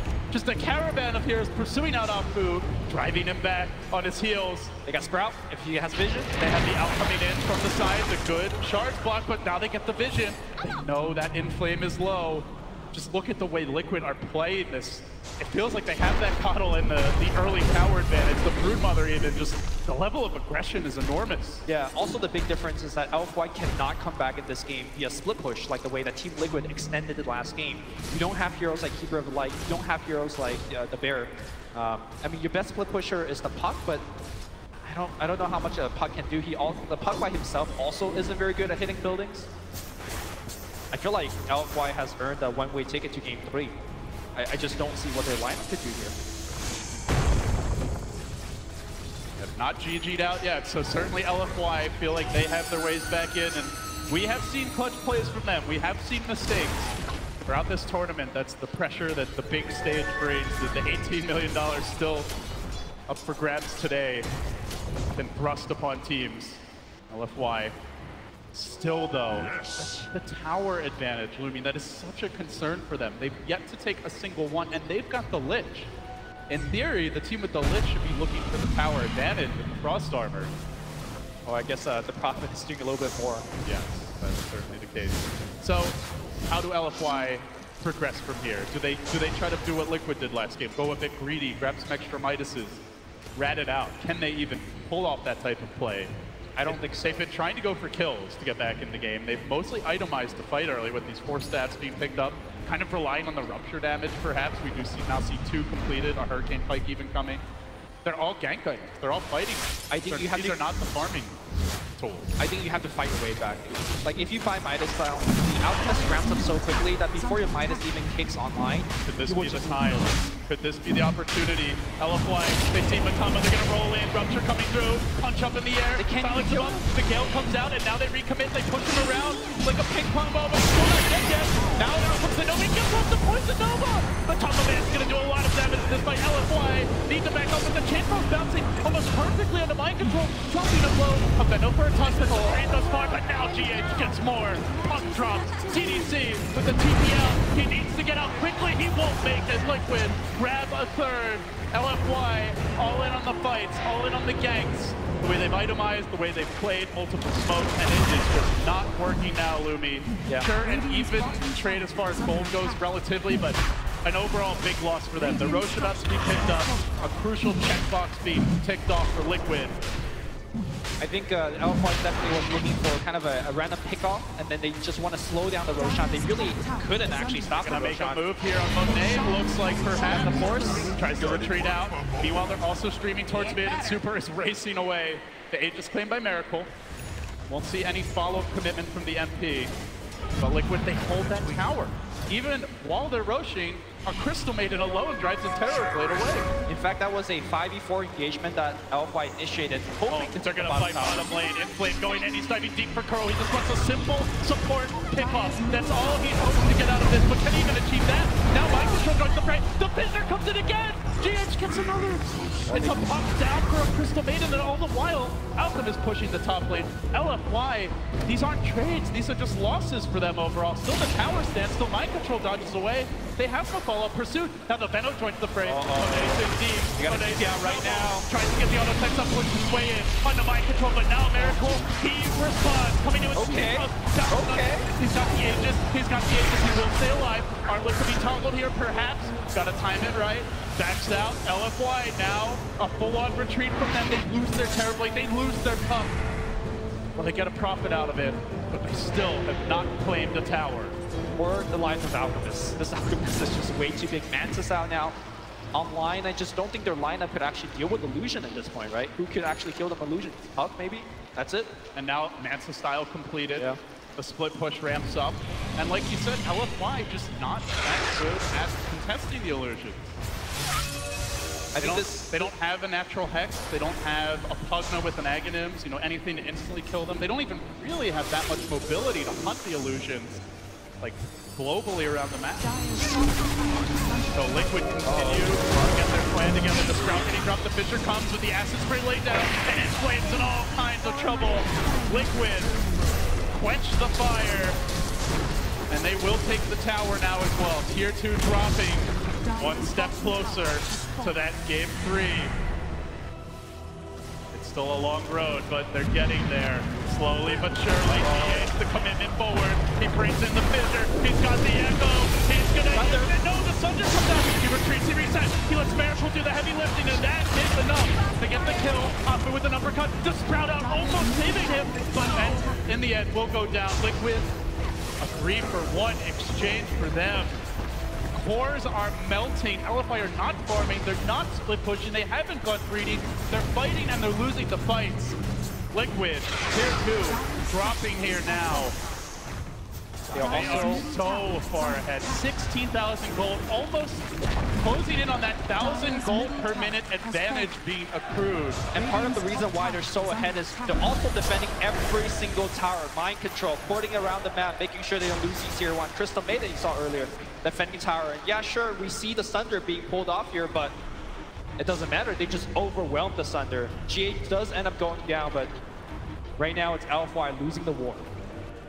That is certainly the case. Liquid, already the Alp off to an 18,000 network accrued. So much for shutting the Alp down early. You know, LFY maybe thought they could do it. They went for this Bloodseeker pick, looking for strong lanes with the Lich, but Liquid outmaneuvered them. LFY were unable to respond, and now they play inside a huge hole, trying to crawl their way out. Walls of that hole are slippery as GH always pokes his head up. Finally, maybe LFY needs something. No, GH! He's too quick! Just blinks away, zips out of there, and they're pushing top. So even if LFY get this tier 1, they're likely giving up a tier 2. It's about to drop. Mind control. Last hit claim. The trade is there, but it's not the dream scenario for LFY, not by any means. Well, let's begin and test how good is the LFY high ground. Can they defend? They have that Blood Rage spam, but it's not the late game threat where, you know, you've got the talent for the reduced cooldown, and meanwhile, they're losing Super. Bloodseeker trapped down, he tries to run away, but the Alp's done, pounding him, locks him in position, slice, dice, see ya, Super is dead, and meanwhile also teaming out as the Tusk. Mind control, no way to cancel it. Bloodseeker just doesn't feel like a hero. Earthshaker has done way more and even has the net worth to show it. Yeah. Also, I don't think... we're comparing a support to a core there. I don't think LFY could repel the pushes by blowing up the creep wave either, because you could just make more treants, you can spam down more wards, and you just put the Alchemist in the front. He sieges with a ton of items. I don't think LFY has enough damage to kill through Miracle. LFY has to find a way, but it's going to be tough. Jose's going to get caught out. More coming. Meanwhile, LFY also streaming in with the Echo. And a goddamn hero! He finds 3! Forcing LFY back. Now they can roll that Terrorblade. Bring him down as well. Liquid, another clean win for them. They lose nothing, and they go straight into the base. Miracle hitting building at this point. They got the Prophet teleporting in. They do not care about this Blood Ride. Rupture is going to get spent, but I don't think he cares. They push him around. Even if he dies, he's going to buy back. The doubling, the team control. The tower isn't enough Blood Ride. It might finish him. He's buying back, Lumi. If he needs to, he'll come back in, and he might not be even required. As Liquid looking for the melee or about to grab it. LFY, how do they fight? They have a coil. They might want to engage now. There is no agent. They find the puck. It's GH again. How does he keep on doing it? Oh, the puck's somehow still alive. Will tap the Shrine. Miracle has already claimed the top lane of Rax. No need to go crazy here. Just reset. Wait for your Prophet to come back. And go again. Slow and steady. You know, I was gonna say after game 1, like they figured out to keep her polite. You know, they give it away and then they still deal with it. But now GH showing, I don't have to play Keeper, I don't have to play IO, I've got a Shaker in my back pocket. It was actually the hero that he won the most games with out of all of his supports coming in, and You can see why now. Yeah, I think it's very dangerous to assume that Team Liquid can only play one style or one set of heroes. We see Broodmother coming out, we see Huskar coming out, the Alchemist coming out. There's still a lot of cheese left to be discovered, and I definitely don't think this is cheese. I think the fact that they laned the Benno early on versus the Bloodseeker was the reason why that LFY is so far behind. LFY, every time they have gone for this deep rotation, it has backfired. The trap has been sprung. They keep on attempting these hunting maneuvers, but the preempts are there. If the smokes aren't up, LFY, even harder to pull these ganks off. And even fewer targets that are killable. Like if you go for the Benno, but very likely he's going to get up to Poison Nova. He's tanking up. The Shaker is always a threat to completely shut down your initiation. And of course, the Prophet, the Out, getting too tanky to burst. So Liquid have more and more ways to punish. They still have those towers up with the shrines to give them a quick, ready response option. And they give up nothing freely. Now a 24,000 gold lead. They're almost at that iconic 1,000 gold per minute advantage mark. Now hitting 25k advantage at 25 minutes. I mean, the numbers are bad. They're real bad for LFY. And this is bad too. They're going to lose in Flame Bottom. Displaying that Orchid, combination with the Shadow Blade, nothing much that Puck could have done. I do want to mention your suggestion earlier of Midas on Bloodseeker. We saw Miracle going for it when he had a tough time in the last game, and honestly, it might have been the item choice this game. I was worried that the Midas might not have paid off in time, but you really need to hit level 25 for them to actually have a chance. That Blood Ride cooldown is probably going to be the best way to defend their buildings, but he's gone for the Radiance, and honestly, I'm not sure how much it'll do. Yeah, can they farm their way back into this game? They're down 27,000 gold to an Alchemist at NP with no outer structures up. They still don't have the Radiance. They didn't go for any other farming tools to try and accelerate that. I mean, that is hopeful if you're an LFY fan. They could go for the Roshan whenever Liquid wants, although they're just too busy farming the whole map. Here goes with the BOTs, taking every bounty room. That's a cool thing to do. Shrines have been down for LFY. Their map control is non-existent. One lane down, Liquid, 2 lanes to go. Perhaps just wait for the next Roche. More tools to find those pickoffs coming in. Glimmer Cape on Kuro, Shadow Blade on the Shaker of GH. Already Mind Control has his. The mobility is there. They're going to commit on Kuro. Get the CM kill. It's something out of why, but they don't get the big one. Prophet's out of there. And I guess the silver lining is that all of these ultimates are fairly low on cooldown, that you can keep making those small ganks. I mean, the one CM kill doesn't mean anything, but if you capture a couple times. The Dark Cloud, though, is Liquid are taking Roche. So, I mean, they were going to take Roche regardless of what LFY is going to do, right? So, small something for LFY. Miracle does snag the Aegis, Matumba the cheese. Liquid closing it on that round 2 siege. They show GH out in front. Unafraid of an LFY venture. You were asking what can LFY do. I really like this kind of line of ward they have placed around their map. It just shows you that if somebody steps out of position a little bit, they have an option to pick them off. The heroes are fairly mobile in terms of the puck and whatnot. But GH gonna rumble forward again. Are they ready for these Shadow Blades? Even if they are, it's tough to have the true sight everywhere. And GH flying in wave from the tree. The sentry comes down. He breaks out. Close call there, but now trapped on a cliff, and in trouble is Afu. He gets pushed down to the low ground, but the pursuit coming out. Look for the TP. Look for the dive. They get the vision. They don't get the kill, but more importantly, they dodge that LFY foray. Even stepping outside the base is courageous from LFY. The way this game has turned. Now an Assault Caress complete on the Alk. Prepare for the onslaught. It's siege time, right? If you're Liquid? I think so. Top lane's pushed in. Mid lane about to arrive at the base. They're going to push on bottom, so they maximize the distance that LFY have to travel to deal with the lane of Brad, who's already caved in, while also fighting this fresh siege. Here comes Miracle onto the high ground. Frog up in front of him, trying to slow down his own illusion, being turned against him here, doing something for now, but he just fights through it. affected, at least for the time being. You can see Prophet also thinking about a creeping in maneuver. Miracle still at full HP. This tower's dropping, they're gonna rupture him. Blood right as well. Push back to safety, he can heal it off. Glimmer Cape even coming through. Miracle playing patient here. The Prophet ult ensures that the lanes will not push out. LFY, if they want, they can just sit back, wait out this Metamorphosis Lumi, and then LFY will have even less tools to deal with this need. Go do it again here. We got the ultimate back on the Alchemist. Chemical Rage ready to go. See, the Prophet is rotated top. They're just going to play it slow, steady, patient. As LFY rotate, now they start to come back in. Pulling LFY apart at the seams. It's the liquid way for sure. Illusion again being created. Pushing him back for a moment, but he gets a few swipes in. That tower continues to drop even through the Frost Armor. One step closer. One step closer. Liquid looking for the giant leap. They bring Miracle down to half. The Blood Right comes out. He's got to back away. The Glimmer Cape protects him. Still has Aegis. No rupture. Yeah, still Aegis. Yeah, he's not worried. And remember, he could have buyback for all they know. So in theory, they might have to kill him more than just the 2 times. Flame tries to stall things out here. He's in pretty deep. Looking for the jump away. He does blink out. Facing the right direction. But the Treants to swarm back towards top. They've gotten the power down. They close in on the second land. At some point, LFY, they're going to want to fight. But meanwhile, mid, look for the jump from the Shaker Fissure. Nice spaceship. He looks for the blink up, but the Prophet bounces through. He won't be able to retreat easily, but they're content with this. They don't even want to die. The threat of the Echo is a bigger problem as LFY losing their range. Frost Armor, not enough illusions coming in. There's no more Metamorph. How do LFY hold? They're down 34,000 closer than Alchemist, terrorizing them. The Thunderman diving in. Chain stun. The chain stun is there. Backing away, won't get off the ultimate. Thunder not available. Base is crumbling. Liquid are trying to pull it out. They've taken game 2.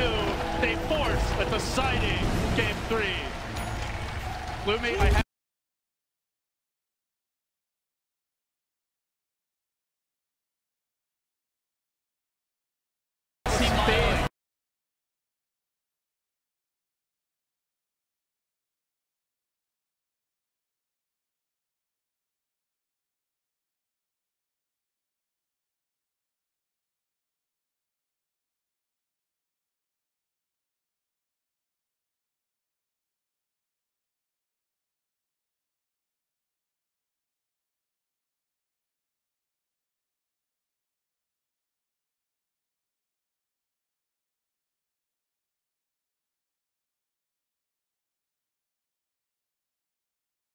we have a game 3 on the horizon. Newbie sitting back as the final. We have a game 3 on the horizon. Newbie sitting back as the final boss, awaiting the victor. Feels like it could be either team's game, and so much of it going to come down to the draft here. The execution has been on point from both teams.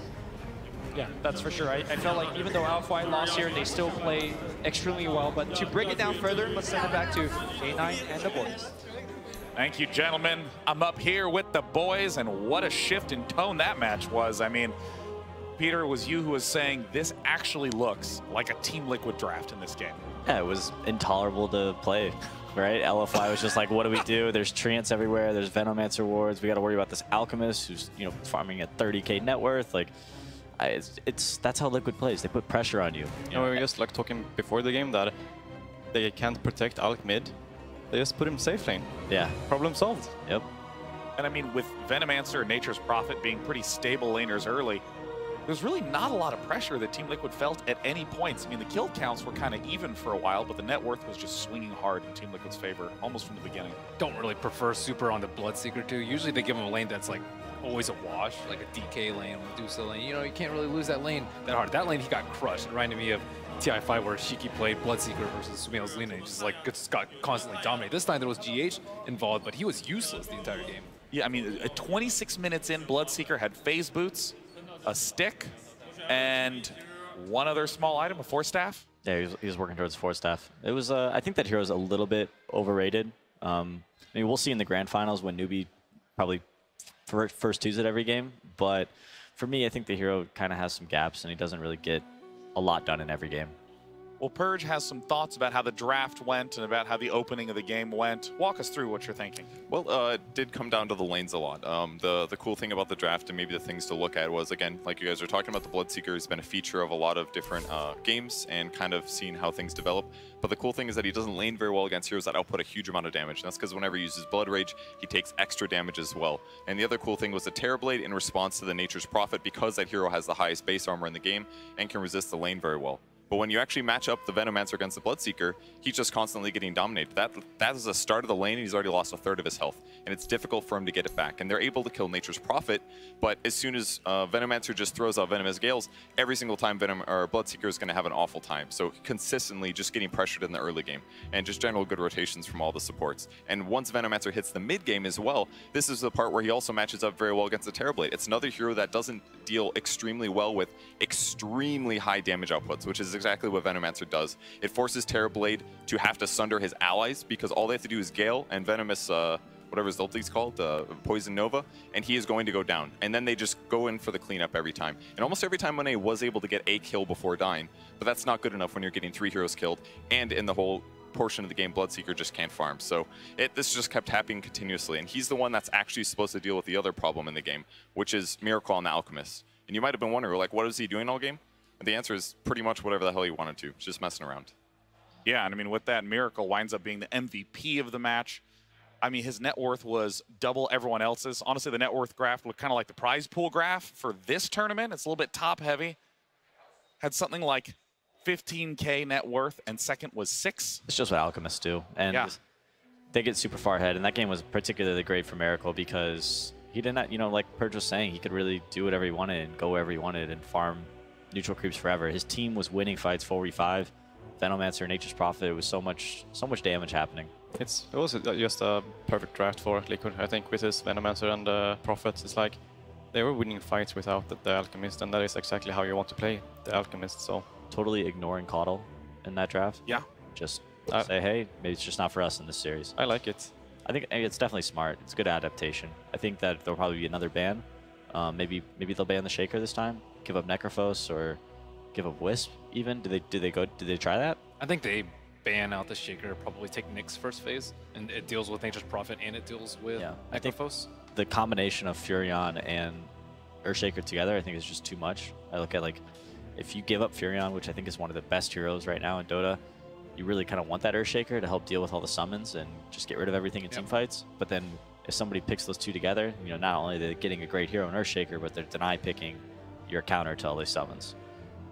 So if we extend that logic to this upcoming draft, Team Liquid, again, is still looking strong in the drafting phase. How does LFY adjust to respond? It comes down to first pick and second pick as well, and we don't really know which team that choose what, but I mean, they have 2 options now, right? They can like either try to go for the same kind of draft, but just like switch a small thing, and we could see that the newbie versus LFY, the game, they go like newbie picks the same 2 heroes every 3 games because they feel they are the best for them against that team. And I think LFY can kind of do the same here and like not mix it up a bit too much, like with the Wisp or something. Waiting on the Lich pick might be a good idea. The hero, he did really well in game 1. Game 2, it kind of fell flat, and maybe game 3, just kind of lower your priority on it. And you know, if they pick Furion and all these Venomancer rewards, and they actually just fight you at a distance, maybe it's best to go with a different hero. Inflame has been still looking incredibly strong on Puck. I mean, he wasn't able to get the same level of farm that game, wasn't able to have the same type of impact. Do you think that Puck is still a high priority pick for LFY? Certainly. I think this game was a bad representation of how good Puck is and how good Inflame is at the hero. They lost like all their lanes, and they had an Alchemist farming. Things just weren't going their way at all. So it's hard to take too much from player performance in that game. I think it was more a drafting and strategy victory for Team Liquid here. Yeah, I mean, even at the start of the game, Afu looked really good. Bombing in, getting nice picks.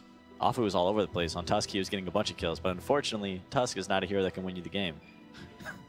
Ken in the Pub All-Star match, man, if Tusk gets a Shadow Blade, it's over. Yeah, it is a little bit different of a beast here in the lower bracket finals. That is true. TI7. On the final day. Now, I'm curious about, I want to talk more about some of the key picks that LFY should look for to respond to this Earthshaker Furion threat that we're seeing out of Team Liquid.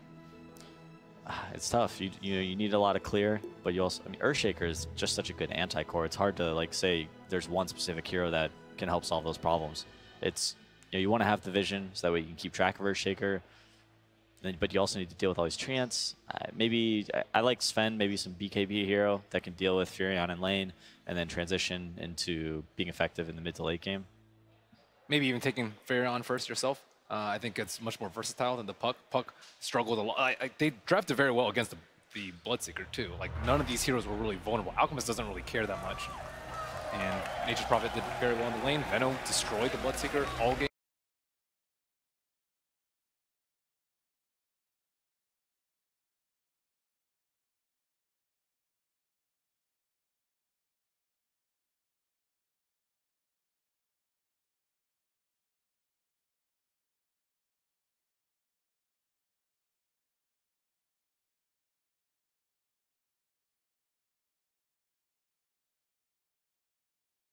Yeah, and this is, of course, the deciding match.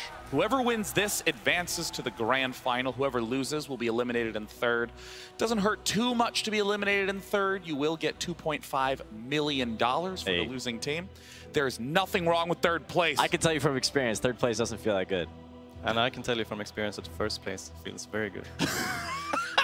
So sick. Now with this match coming up, I know the hype in the crowd is real, and Slacks is out there trying to give us all the deets. What's going down, Slacks? Hello, Day 9. It's time for Game 3. Are you people ready for this? Yes! There it is. We're over here in the VIP section. Very fancy stuff, and this place is packed. How are you feeling about this last game? Are you ready? Let's go, Liquid. Hey! You got any love for the non-Liquid? For the non-Liquid? Yes, any team but Liquid. Say something nice. Team Slacks. Come on, no! I'm talking about them! No, LFY have shown a really great tournament. They have a great Dota, and I have a great deal of respect for them. So I feel like the next game is going to be really tight. Yep. So even if my heart is with Liquid, I feel that the game is going to be insane.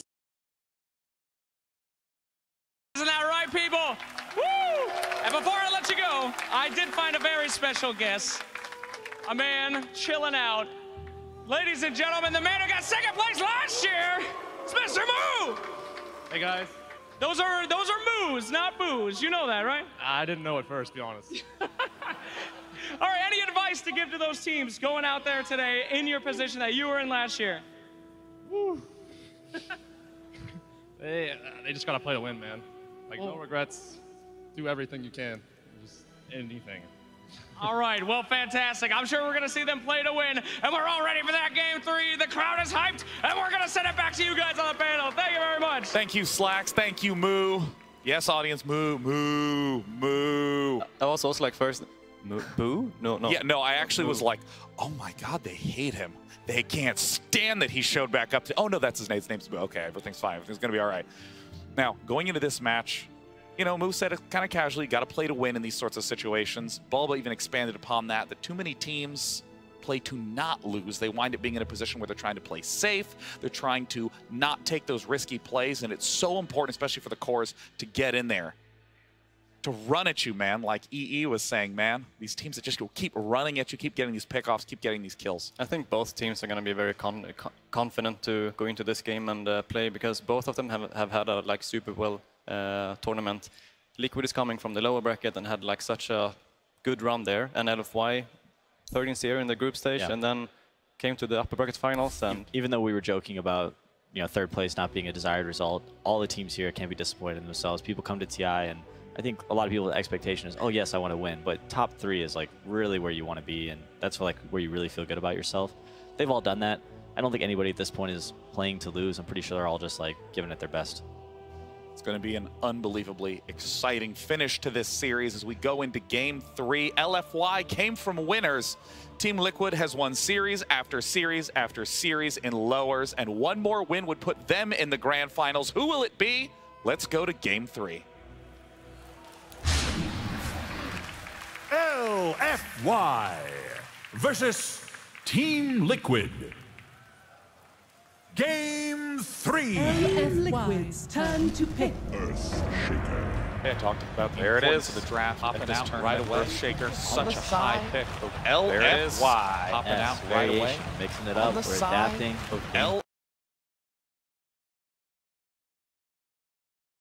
Opener, if you have first pick versus Team Liquid, you ban Wisp, you ban Caudle, you take Shaker. If you can play it, every team at this level definitely should be. So what do they go for now? I've seen a lot of teams in response to Shaker. They go for Bat Raider, Night Stalker, straight to Furion, and wow, Rubik. A little bit different. And there's the Bat Rider. People seem to like this hero quite a lot against Furion. The lanes, I think the lane matchup is somewhat even, maybe a little Furion favored. But in the mid to late game, Bat Rider is one of the best heroes for not only finding Furion, but killing him. I think they first phase made Alchemist. Was that? No, it was Caudle and Wisp. Yeah. On and then it was Ennis and AA. Yeah, I'm hard time seeing Ancient Apparition banned by Team Liquid very frequently. They like strategies that involve a lot of healing. Ancient Apparition's ultimate denies healing, so they ban it right away. Liquid has been abusing the cheesier side of Dota, I guess you could say, right? Like the Alchemists, and the Huskars, and the Brood Mothers, just like the really annoying style of play. But that's how you win tournaments. You play what's best. That's all that matters. And at the same time, it's like actually very hard to win with these heroes like more than once, and they have proved that they can do it. You understand what I'm saying, though, right? I mean, I do. But at the same time, as I was talking about before, I think the game where they played like yesterday when they had Husker, I think a lot of teams would actually have lost that game. It's like very easy to. They're certainly playing it very well. But it's it's still a Husker. It's like very you know what I mean? but it's just very like different from other teams here. It's not many teams that actually pick both Brood and Husker. Definitely. But we saw like in that Huskar game against LGD, right? LGD looked like they were clueless. It looked like they were not a good team. But they are a good team. Yeah, and it's a hero that like you have to play it against it a lot of the times to actually know how to counter it. 10 seconds remaining. Well, Rubik, pick up for Team Liquid, paired with Nature's Prophet. Seems like just safe picks for Team Liquid, denying the combination of Earthshaker and Nature's Prophet. Sven and Troll both banned. The Rubik is most likely like to just keep it quite open because they only see the like Shaker and they don't really want to commit to anything. Yeah, it's pretty easy to steal Fissure. That's an incredibly good spell to steal on Rubik. Also, an instantaneous lift disable for Bat Rider. If he blinks in and lassos somebody, that could be pretty effective as well. I wonder why they banned Troll. I don't think Troll's particularly good versus Nature's Prophet in lane or even in the mid game. He has quite high armor at least for the Treants. We saw Terrorblade get picked. He got not very many good spells to steal for Rubik, other than the ult. Not that that would require a ban. I was thinking, there's a lot of heroes. Yeah, no, for sure. I'm just. Team Liquid have used almost half of their reserve time for this critical. There's an extra post in the pool as well. Wow, Spirit Breaker, they're going for it. Now, Spirit Breaker has not been picked too often, but in a few games at the main event, Spirit Breaker was one of the highest impact heroes. So you just think Kuroki will play Spirit Breaker and GH Rubik? Or is this the GH Spirit Breaker? I mean, Kuroki has been playing the Spirit Breaker a lot of the times before, but I was thinking that he was going to play the Rubik just because... That's his hero. Yeah. He is the Rubik. But at the same time, if GH is playing the Rubik, it's not really the GH kind of hero that we've been seeing him playing before. It's a little bit different. Excel stuff. Yeah, it's still a hero that can make big plays, get a lot done. I'm sure he plays a phenomenal Rubik as well. For sure. It's more that it's like the Visage pick that we saw him play the other day. That was really not his type of playstyle, or it might have just been that game. Curious because Rubik, you mentioned this is a pick that doesn't really reveal anything. Does Spirit Breaker reveal what these next two picks might be for Liquid, or at least a theme that Liquid's looking for? It definitely says a lot about your draft. It speaks more about what your possibilities are when you're up against this hero. It's incredibly hard to split push. There's going to be constant fights that Spirit Breaker's going to... what Spirit Breaker does on the map, he just walks around, he finds a hero, and he charges that hero. And then the rest of his team kind of follows up on that. So LFY needs to be ready for these charges and ready to take on massive team fights at all stages of like the early game. we don't like heroes like, let's say, Lich. Lich, I think, is really terrible because Lich probably Spear Breaker doesn't really stop the charge. Yes. You might win the lane, but you're Witch Doctor's great. Witch Doctor has the cask that can help deal with some of the treants in the early game. Also, a nice disable for Spear Breaker. It's really, really difficult for Spear Breaker to charge an ulti combo up against the Witch Doctor because he's going to be getting hit by that cask at least once, maybe twice, maybe 3 times if he's unlucky. The Witch Doctor is also one of the strongest laning heroes, as Peter said, with the cask. So they might want to, like LFY might want to try to go for a more lane dominance lineup this game compared to the last one. Let's not forget that Liquid has the last pick in this draft. You just be on the lookout for Miracle playing an incredibly high impact hero, which is on its way.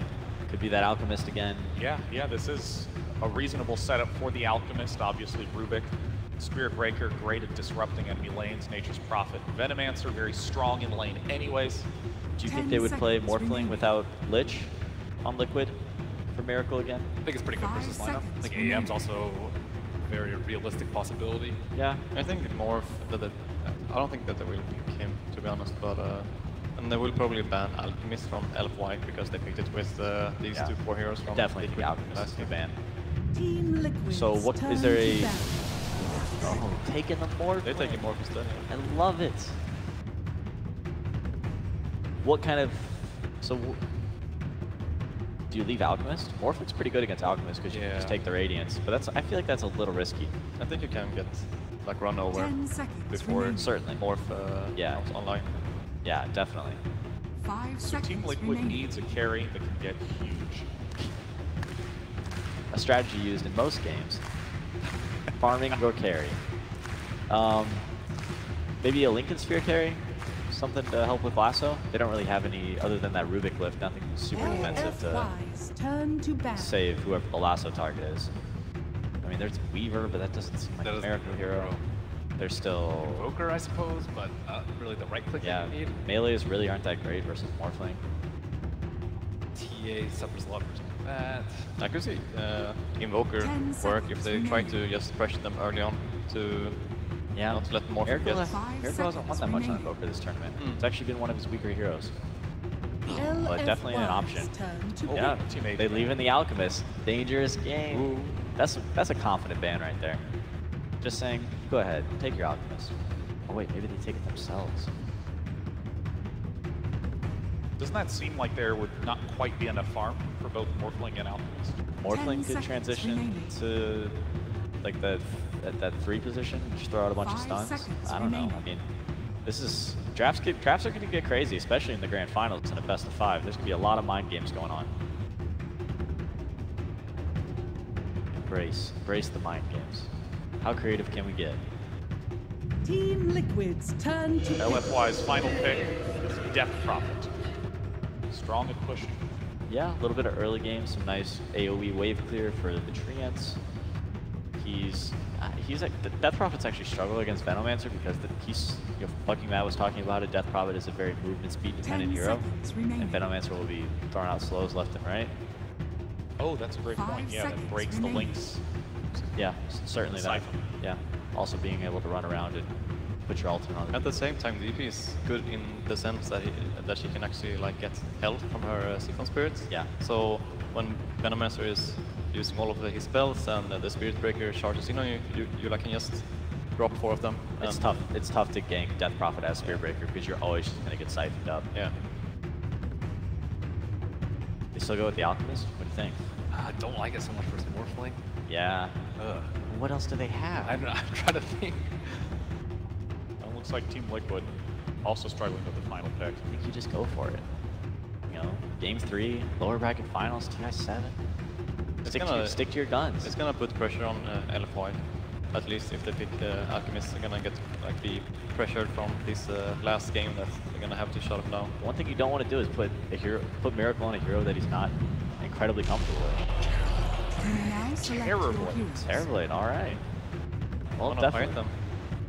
We'll see. It's a little bit different. Miracle certainly can play this hero incredibly well, but it is not the traditional Team Liquid lineup that we're used to seeing. Well, we saw Team Liquid struggle when it was not a Team Liquid style lineup. This might be LFY's ticket to the grand finals. It is now time for your final lower bracket match. Take it away, casters. Game 1 was crisp, confident, and virtually flawless from LFY. Forget about that. Game 2, a complete stop by Liquid. Forget about that as well. All that matters, Lumi, is this Game 3 right here, right now. 2 top teams in the groups. Whoever takes this goes on to the grand finals. Newbie waiting in that best-of-5 finals. As we get deeper and deeper into a best-of-3 series, later on a best-of-5 series, the draft starts to get a little bit more and more wonky. And I think this was one of those drafts. We had the panel talking about GH on the Rubik, a hero that kind of will just sit in the lane and not affect the map. But in Kuro keep charging around. The last time we've seen a captain do that was Puppy. And he was dominated. I think there were 7 or 8 successful charge ganks in a row. And Kuro matched what Puppy achieved. We'll see this time around. There's the Fissure, there's the cast. Morphline's a tough gank. Batrider, potentially a kill. I don't think it's quite as good of a Spirit Breaker game as that one was for Puppy, but that said, they do have the profit +1 factor, and that's always something you have to keep in mind. Yeah, I think I need to watch the mid matchup. Is it going to be Venomancer versus Death Prophet? Because speaking of the mid matchup, Miracle, perhaps he's heading mid here, is playing the Terrorblade as that early pooled regen with the poor man shield. So is LFY, do they mix these lanes up? Ooh, I really like the warding coming out from LFY. Look at the 2 river wards. This is actually pretty rare to see, and they just want to make sure that every time that there are charges to the mid lane, they will be fully aware of it. Mind control already, trying to get his bully game on. So Liquid go with the offensive try set up initially. You can see some deep zoning. Try to pressure this side lane Morphling. Every little poke counts. There are a lot of taunts on Prophet. I think he has more taunts than any other heroes, and I think that one by far is the best one. Raining in the gold. Well, they might not have drafted the Alchemist, but Prophet can certainly farm. Duty calls. So how will they settle down here with the lanes? At least for now, the Spirit Breaker going to handle the block. It does look like the Terrorblade mid. Do you think LFY expected this laning setup? And how will Terrorblade fail? Or fair, I should say. Poor choice of words. Versus the... Well, if GH goes for the Courier Snipe, which he's not going to get because Afu will be the secondary Courier to bridge it through. Charge comes in, early harass here. Lift him up, toss him back. They are going to look for more. They lift him, they drop him. First blood, maybe. Can they finish up one more hit? The Fissure. One more, they get him! Liquid with the early first blood. You ask how he is going to fare. If he gets a first blood, he is going to do just fine. He might have a little bit of trouble as Metamorphosis is down for 2 minutes, but that high base armor, the fact that he is going to get a lot of rotation support from the Spirit Breaker, I think Miracle's going to be just fine. They're charging top now, setting up for Monet. Does Kuro really want to dive this tower? He crossed the tree line, then backs away. So our other lane, this bottom setup is going to be a Venomancer taking on a Batrider 1v1. Now we have seen Batriders get solo kills in that matchup. Generally, Veno, a 1v1 specialist. So we'll see how it works out. In Flames. This is actually one of the worst matchups in the game. And on there. Like what we're watching right now is oh god, oh that's a kill attempt. Matumba. They're also looking to dive the top lane simultaneously. 5 stacks. Matumba being alive for now, burning but not going to fall. And now diving forward. DDC is probably the easier kill, but it's Monet they want. It might be Monet they get. Kuro's still there, cutting him off at the pass. Body blocking it. Monet slowly being worked out. This Morphling, we're the masters of Liquid, say Team Liquid, as they conquer him and now turn back to the tower. They're already bringing this tower down quickly, Lumi. And GH is diving deeper. The laning setup is caught LFY off guard. Can they at least get a counter kill? GH with the lift back, run away.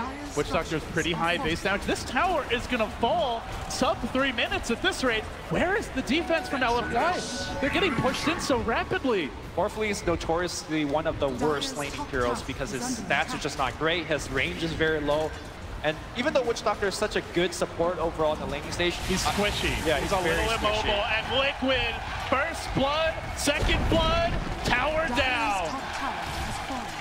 They're farming decently mid in the meanwhile. Miracle holding his own here early against Super.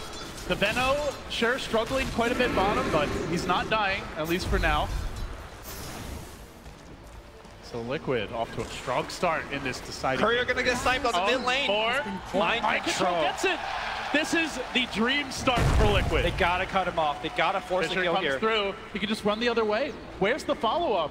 Nobody else coming in. Mind control. you see him now. They're going to slow him down a little bit. He starts dancing. He starts taunting. LFI are not having it, though. The body block's coming out. Apu's going to have another fissure soon. Well, Mind control will be dancing back to the grave and back to the well. LFY do strike back. Great body blocking there from Apu. Scores them a much-needed kill. LFY needs to punish Team Liquid for committing so many heroes on the top lane.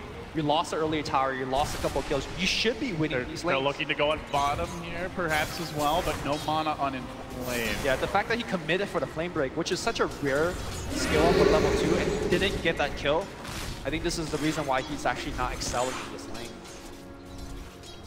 You know, one thing that was discussed even before the tournament started is that Liquid was apparently running hard carries in the mid lane pretty often. With that extra creep, you can really get ahead if you have a good start. We do see Miracle already at 27 CS. It obviously got help early. This TB, a far cry from last game, is starting to get out of control. I mean, you made a point that earlier that we see Matumbaman playing the mid lane more than Miracle has. The extra mid creep is one of the factors there. It really opens up options for dual lanes. You know, we've seen the IO picks come out a lot. Not always mid, but obviously also can make hard carries more viable in that scenario. They do get a deep ward down here, so where does Monet go? Morphling is level 2 at 4 minutes, and he's roaming. He's heading towards the mid lane. He wants to assist with Kuroki. Gets the charge off. Well, Morphling will lend the assist, but the bash comes out. Kuro shrugs it off. Cass comes up bouncing. They try to slow him down. The NP's going to join the fray as well. It's a party in the jungle, and Super's getting pounded from behind. In comes Miracle. Lift him up. Toss him down. They kill him off. Liquid get the death profit. Far more important than that support DDC. And they even committed 4 to that fight. LFY taking these early skirmishes. This is where Spear Breaker is king. And now they're going to start to push this tower. Bringing the Treants in. Man, this is such a dominant start from Liquid. Up 4,000 gold at 5 minutes. How can LFY respond? They got run over, trucked in game 2. Look at the game 3 is opening up the same way. Look at the difference when it comes to, well, hold that thought here as we have Apu threatening to use that fissure to block somebody off. They do. He's not level 6 yet. They want to commit for Miracle. Good Sprout, what a good mind Sprout. control. Keep Super at bay. Tries Okay. to back, but now Inflame rotates in. Numbers are committed from LFY. Can they get Miracle? The toss back Fisher says no. LFY, God, they needed that bad. By doing so, Meanwhile, they also top defend lane, their tower. They're going to set up here on Monet. There is a Spirit Breaker. They can't quite kill him, but man, look how much that profit hurts already. Normally Morphling is able to trade fairly effectively, but he's just so underfarmed. Well, Morphling so is underleveled. 500 HP, so, you know, his... Every hit hurts, and they're still leaving that Spirit Breaker in the neighborhood. Kuro threatening to go in. He will get scouted out here by Inflame. Gets to work, so heavy roaming, and he's out. Profit might be in a little bit of trouble here if they actually get the Flame Break He's pushback. got the phase boots. It's a very tough kill. Even with the Flame Break pushback, can they really bring him down? And pushes him away. Okay. Still Inflame chasing this though, but backup is coming from GH. He can lift, they can disengage. Yep. And that is what Liquid choose to do. All the while, Matumba ramping up in the bottom lane, evacuated by the bat. Who's gonna link against the Bell? Yeah. This is the big problem. It was the story of game 2. The laning setup was just so superior. And it's feeling, at least for now, like Liquid have found a magic formula for this deciding game 3. Tower down. That's 2 for Liquid, and they're looking behind. In the middle lane, though, Super looking to answer back. Exorcism, he does get off his ultimate. Still Miracle might die. The Ghost coming in, he wins the man fight.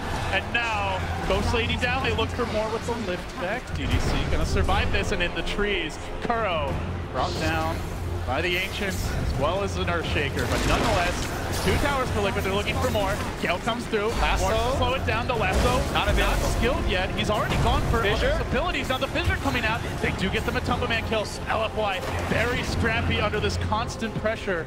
They're staying in the game. Kills on cores are what they need, but Miracle comes in from the rear. Oh my Look God. at the damage. Oh You look my at the Wind God. Thunder. Oh more. Liquid, they just keep on striking. Now the tier 1 mid has fallen. And tier 2 is soon to follow. LD, look at the difference in terms of efficiency. Whenever we see Miracle use the Metamorphosis, he's getting kills, he's getting towers. Last game, when Monet was doing that, he was struggling to stay alive, and that all comes down to the lanes. You have a Morphling that is still strong. You had a Batrider who had the lane advantage matchup, but he's forced to help out his allies. Compare those two characters. Yeah. You have a Morphling, no items whatsoever. He's level 5. It doesn't even feel like it. And you've got a Terrorblade Blogger on level 7 with Aquila. Treads picked up almost, I mean, not quite tripling, but like 2.5 times the net worth. And they keep on pressuring. They've got the ward, they've got the vision, they're gonna charge. Kuro, heavy commitment, looking for the bash. Won't find it, forces out the TP, and that's fine for Kuro. He can back away. Just mind control this lane. This is creating space for the Terrorblade. Meanwhile, GH, third most farmed hero in the game at 3K net worth. Yep, and Blink Dagger is gonna be his item choice. A bottom 3 net worth, we got Monet. He definitely doesn't have any Monet right now, if you know what I mean. He can't jungle very well as a Morphling either, so I'm not exactly sure what he could be doing to recover. Top shelf Bloomy. This could be a very dead super. They move in, Sprout comes through, he's getting the Spirit Save out under, but they blast him down anyway. Keeps on working, and Liquid's commitment rewarded again. The punishment is everywhere. Now GH stealing a big nuke for this early in the game. Yeah, they're gonna just keep on pushing. No Metamorphosis for this one, but they got the trees, they got the wards. Let's go. Put more pressure. Reminds you of that ancient DTS early aggressive tri-lane Lumi. Back in the old school days, take that early tower with the Ench and the 3 heroes and then just keep on pushing. It's a different set of heroes. It's a new map. It's a bigger map, but it's still working out for Liquid. Kuro diving deep, forces 2 away. That leaves the bat on his own. Miracle lassoing up GH, but can even get the kill. GH is flying away like Harry Potter tries to survive, but he is not the boy who lives. He's the boy who's very, very dead. Now the fight breaking out, everyone dropping low. They need the finishes here. Wait. They send it. That's 4 dead. Mind Control's got to get out. Can he keep out? TP away. Okay. Nothing to cancel it. DDC out of mana. Oh, Liquid have to be careful. They were so close to getting like 4 kills there. They get only the bat. They give up a few. They still have not KO'd LFY. They need to respect LFY's ability to turn these fights. 2,300 gold swing. It is a big goal swing, but look at the net worth right now. It's still 4 members of Team Liquid ahead. They are itemizing for the mid game as well. We're going to watch this team fight one more time. Kuro just runs in, zones out 2 to 3 members of LFY. Meanwhile, the Batrider here, though, doing a significant amount of damage with Firefly. Somehow, someway, LFY doesn't actually just pop at the beginning of the fight, and then they somehow live through this. Thanks to Super coming in from the backline, full HP, and just kills pretty much everybody.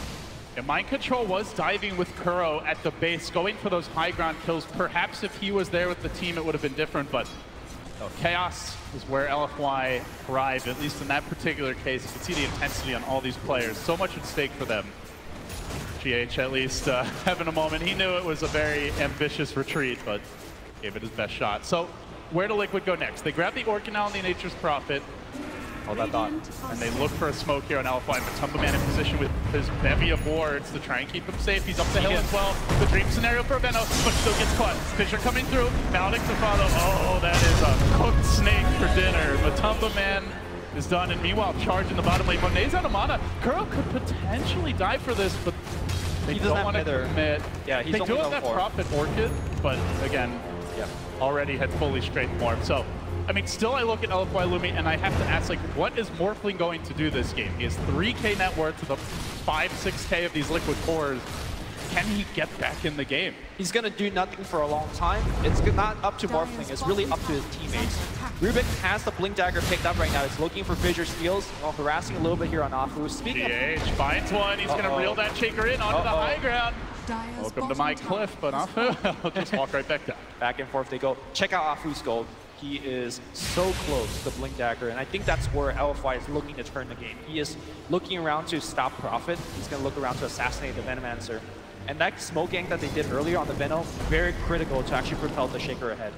Do you want to see Liquid keep on forcing the issue right now? They've got this big lead, but obviously going high ground against the Shaker and a Bat is normally where they can thrive. Would you rather see Liquid slow down a little bit, just spend some time farming? I think slowing down is a good choice. You want to work the map a little bit. You have excellent map control because you're taking down a lot of these buildings. And also critically, you want your Spirit Breaker to get more levels. He's only level 5. Definitely want Nether Strike moving forward.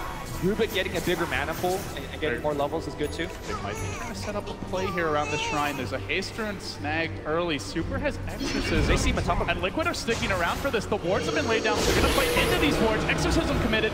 Oh, Inflame getting charged out of the fight. Can they just bait Super and run away? Spooky, spooky ghosts. Just Get out of there, and you're fine as Kuro gonna get roasted, likely going down. They will get the lift. They look for the turn. The Gale coming through. TP out. Where's the counter to that? There is none. He's gone and out bottom.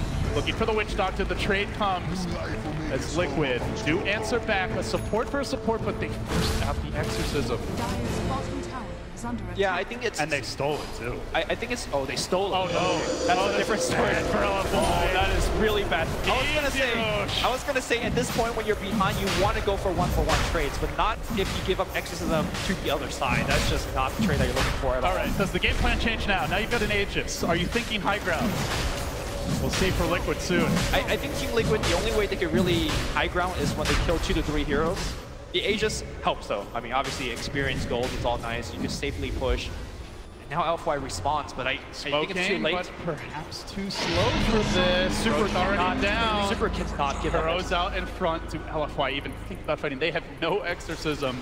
And they don't really have a carry in the Morphling, so it's all about the Shaker. It's all about the Echo, if they can find it. DDC reveals it. Apu with the Fissure. He's still not detected as of yet. He's under the cover of that smoke. In the charge coming towards Monet. They've got the Orchid, but he does wave down below ground. Got the Strength Ward long. Keeps on going, even through the silence. That's where, if you have Nether Strike, you have a chance of actually killing Monet. They really wanted to make something happy with this Blink, but now a Radiant Ward scouts it. The ping came out instantly from Miracle. So there will be no ambush. There will be no surprise. There will be only Miracle charging in. Quickly chunking down the charge. The job not even needed to get the vision. And now they steal the Fissure as well. GH wants to die for this. Apu forced back. LFY. It's starting to feel desperate for them now. They are just going high ground. Never mind what I said earlier. Liquid, perhaps. Okay, no, not yet. Not yet. But no rush either. 9,000 gold lead. All outer towers standing, and they keep on charging for more. Looking for Monet. They will not let this Morphling get out on the map and farm, and you can see it in the net worth. He's in 7th place. That is atrocious for a Morphling. It's going to be a long while. It's building Lincoln Sphere as well, which, I mean, will help them survive, but there's a lot of ways that Team Liquid could break that. Just charge across the map will break it, a Wrath of Nature will break it. But, you know, it's an item that he has to go for just to extend his farm a little bit. While Super also struggling in the farm department. Still his first big item yet to arrive. And a lot of that coming down to LFY not getting any towers, not having any map control. But what it will accelerate that map control is the Shadow Blade, picked up now by the Mind Control NP. Still LFY, shades of last game, searching for those pickoffs, searching for opportunities, but you just have to admire the vision game of Liquid. That network of wards, the minefield for LFY to even think about leaving the base. Not only do they have vision from jungle, from north to south, they basically extend all the way across here. Yeah.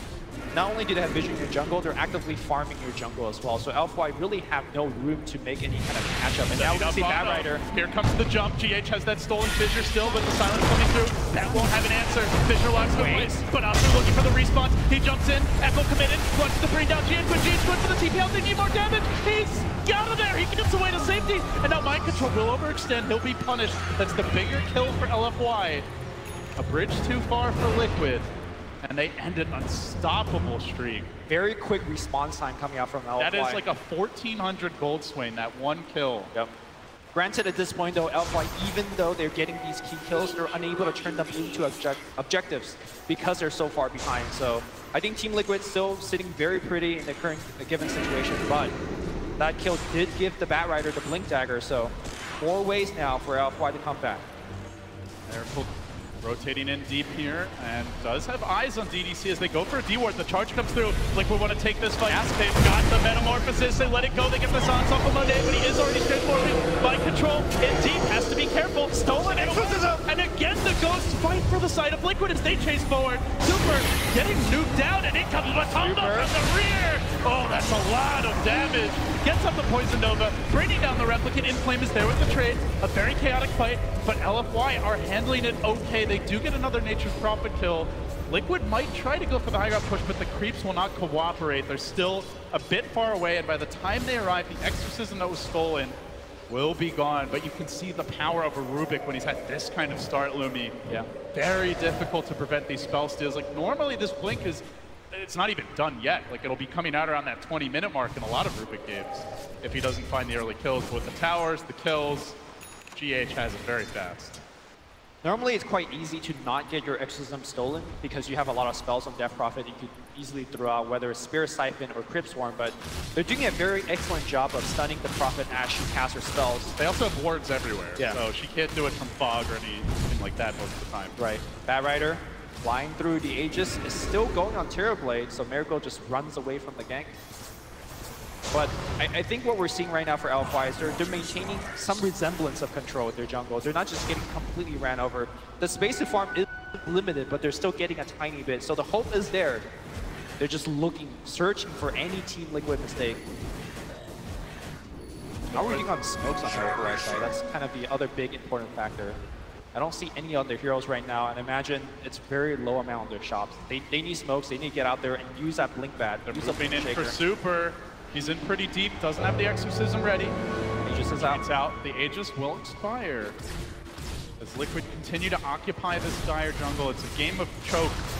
Dota, they try to keep LFY fully bottled up, and as you mentioned, it's few and far between the opportunities to hit creeps, but LFY trying to take every last morsel that Liquid grants them. And now the lasso, the opportunity is there. Can they kill up Mind Control? Gets up the silence, but Bat Rider flies high. Another one in Flame is delivering here, but they might lose off Fu. From the rear comes Miracle, brings him down, and now Kuro charging, galloping after Inflame. He turns back for DDC, but the cast, it's bouncing. It's bouncing beautifully. Finally gets off another strike. Will secure that Witch Doctor kill, so both supports down. They traded that for a Furion. Again, they have the stolen Exorcism. They've got a little time. Liquid, perhaps they just blow this and try to force the high ground. The Prophet could buy back or might just respawn. The respawn time is so low on the side of White Heroes. You know GH wants to. He's just going to go in. Gets the quick steal as he activates the Exorcism. Probably won't do a whole lot with it from the looks of things. Yeah.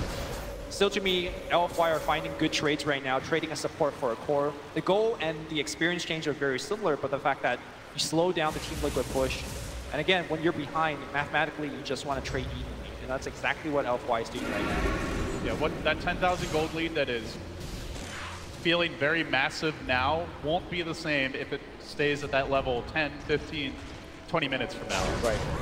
We're getting closer and closer to the Lincoln Sphere on Morphling. Still a long time before LFY could really take a fight on an even footing. Of course, you could also use Replicate to start, making Terrorblade Illusion of your own. He's going to be building items that are really, really helpful to Illusion if you want to go that route.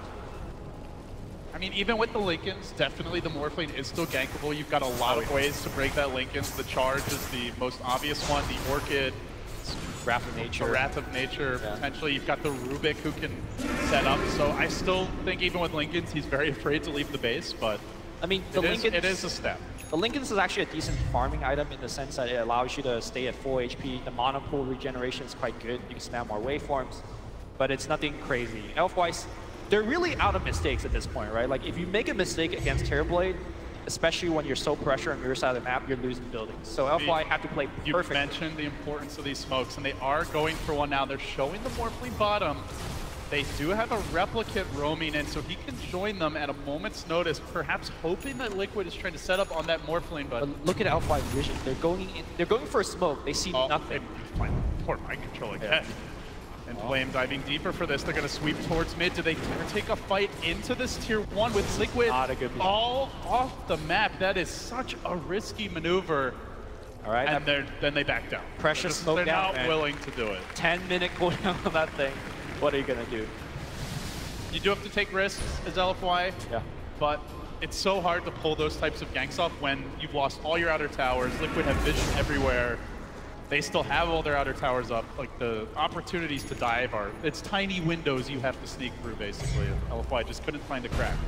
Well, first major item here finish on Super. The Solar Crest, very, very important to survive against the Terrorblade damage. Look towards him building something like Shiva's, or we've even seen Ghost Scepters being purchased on Death Prophet. Never mind, Ghost Scepter's not going to be effective, as I say that the Diffusal Blade also comes online on Terrorblade. They're looking to set up here, perhaps. Monet is going, at least for now, just being a nuisance. GH moves in, and they have the charge on Apu. They dive in deeper. Fissure coming out. Now they're insta-steal. It's all a trap just to get that grab. Nice pickup Probably something we'll continue to see more of with the vision and map control edge they have. Yeah, we've seen 011 yesterday give up a ton of fissures. You can't even really fault Afu that much. Like, they have wards everywhere. Yeah. You're constantly being charged. They're gonna have openings for this very farm Rubik to grab. Bottom lane, GH, fissures, styling on people, although might get caught here. Trian's gonna scout out in flame. Still, he blinks in, diving deeper. Already Rubik. Way to safety. But Dire's top tower it's a relatively is under calm attack. game for LFY right now. Like, very tense perhaps in terms of state of the game, as they are going to find GH. GH actually, he's found in flame. He lifts him up, blinks away. Doesn't have the Firefly. Dire's top tower Who's caught is whom? under attack. Already, a split push is mounting. That top tower down to about half HP. I mean, that's the thing is, like, if Liquid don't feel confident in a head-on assault, they could split push this. They have the illusions, they have the MP, they have the plague wards. There are alternatives here for them, but in comes the bat again. He's walking right past those Veno wards, snaking around. We're gonna scan the side, and now GH strikes, blinks in, gets the lift, sets up the charge in doing so, and now 4 heroes are scrambling down. The Fissure comes through as well. Inflame wants to back, but if he waits too long, as the Zap comes out, the Fissure interrupts and keeps Kuro at bay, TP out. Everybody. Morphling off to the middle lane, and meanwhile that Terrorblade is pushing out the top. So Liquid, keep the pressure flowing. That tier 3 on the top lane is about to drop though. They're taking way too much damage. There was a siege unit pushing in early as well. The Glyph is going to get forced out. Look at the itemization that's coming out from Team Liquid. They're trying to end the game in about the next 10 minutes. Double BKB. Yeah, double BKB is what they're waiting for. Venomancer's got his. Terrorblade's going for his as well. They're looking to end the game right now. So even though the game is looking calm right now, it's really the calm before the storm.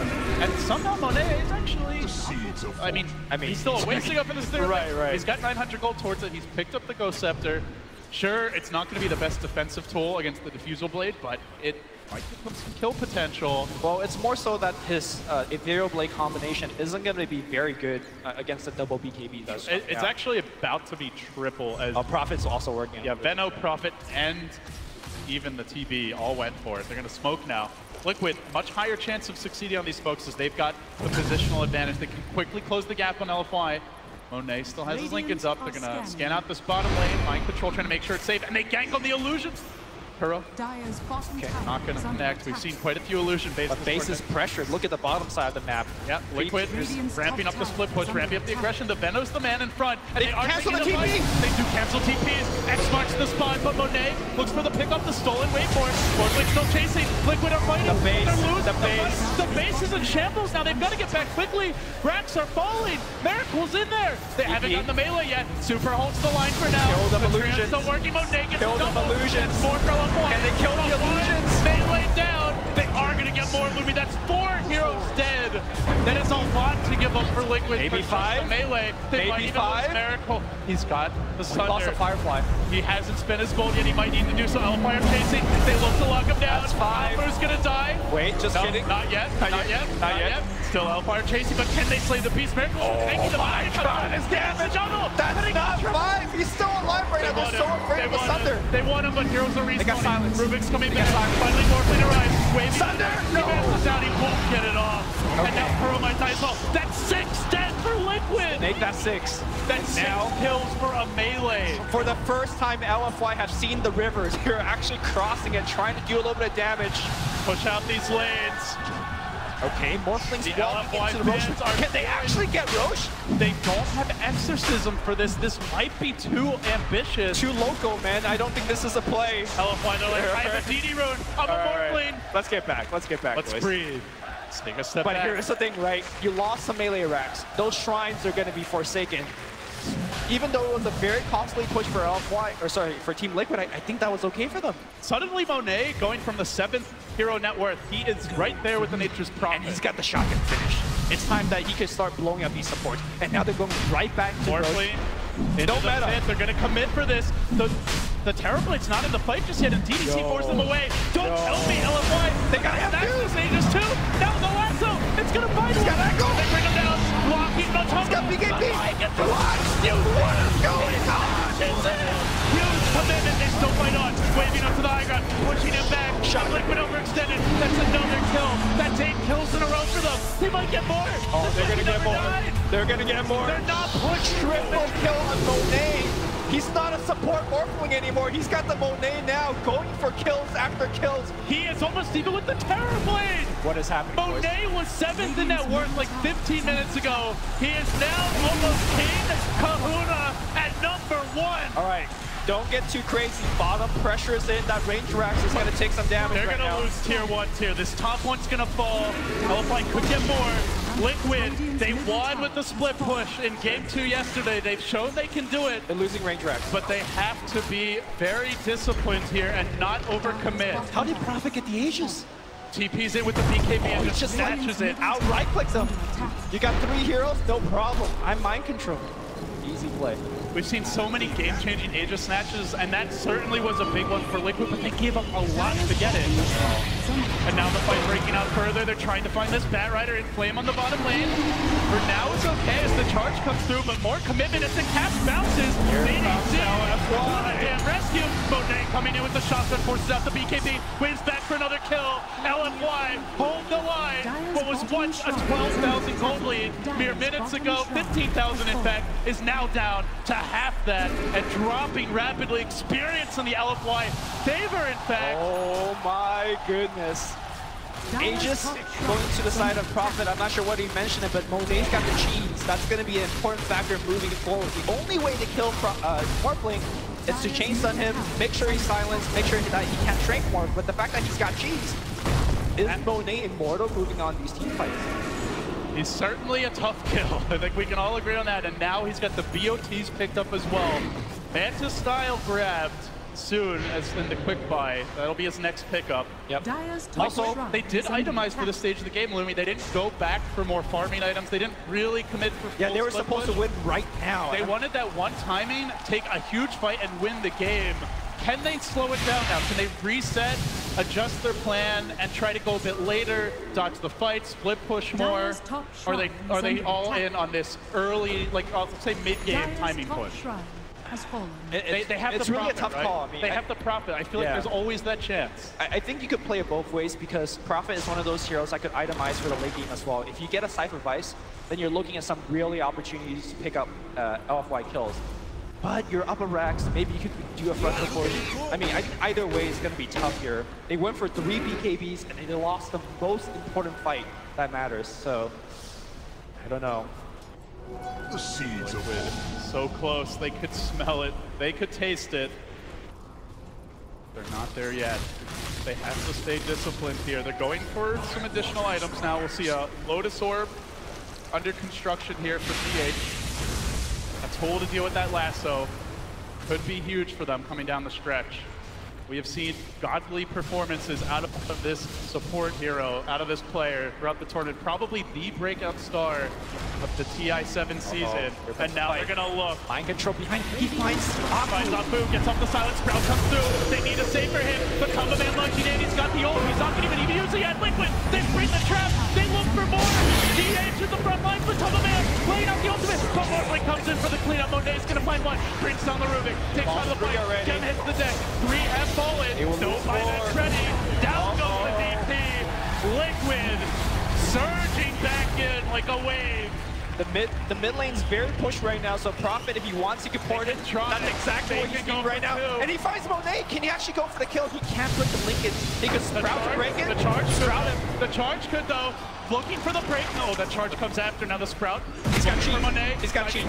He may have to pop it here. Hanging on. Chain stun down. Still has that cheese. Bash. For real right now. Keeps the cheese. Keeps the cheese. Binks around. Okay, but Monet, they're not going to pop it. He's going to have to go back to the well. They won't have a death profit for 30. They won't have an exorcism. There's no buyback on the Bat Rider. Illusions are banging on this tower. The tower is low. It's not done just yet. They kill on Monet. He holds the line. Creates his own Terrorblade, which is now being fought by the counterplay here. Reflection, not going to win the day, at least not yet. The Replicant survives. FNG's falling. Bottom lane is pushing. Opening could be now. Liquid take that tower. DDC with the deny, but he's only opening things up for Liquid to come in. Apu needs to jump soon. He's got that Echo mind control. Trapped up. BKB look to run, but there is a lasso. They can hunt him down. Silence the counter. Blink. Lasso. Where's the turn? Where's the help? Waving forward with the Maledict shotgun. Bam! Down he goes. And they do hold the line, but that bottom lane, all the while Lumi was pushing in.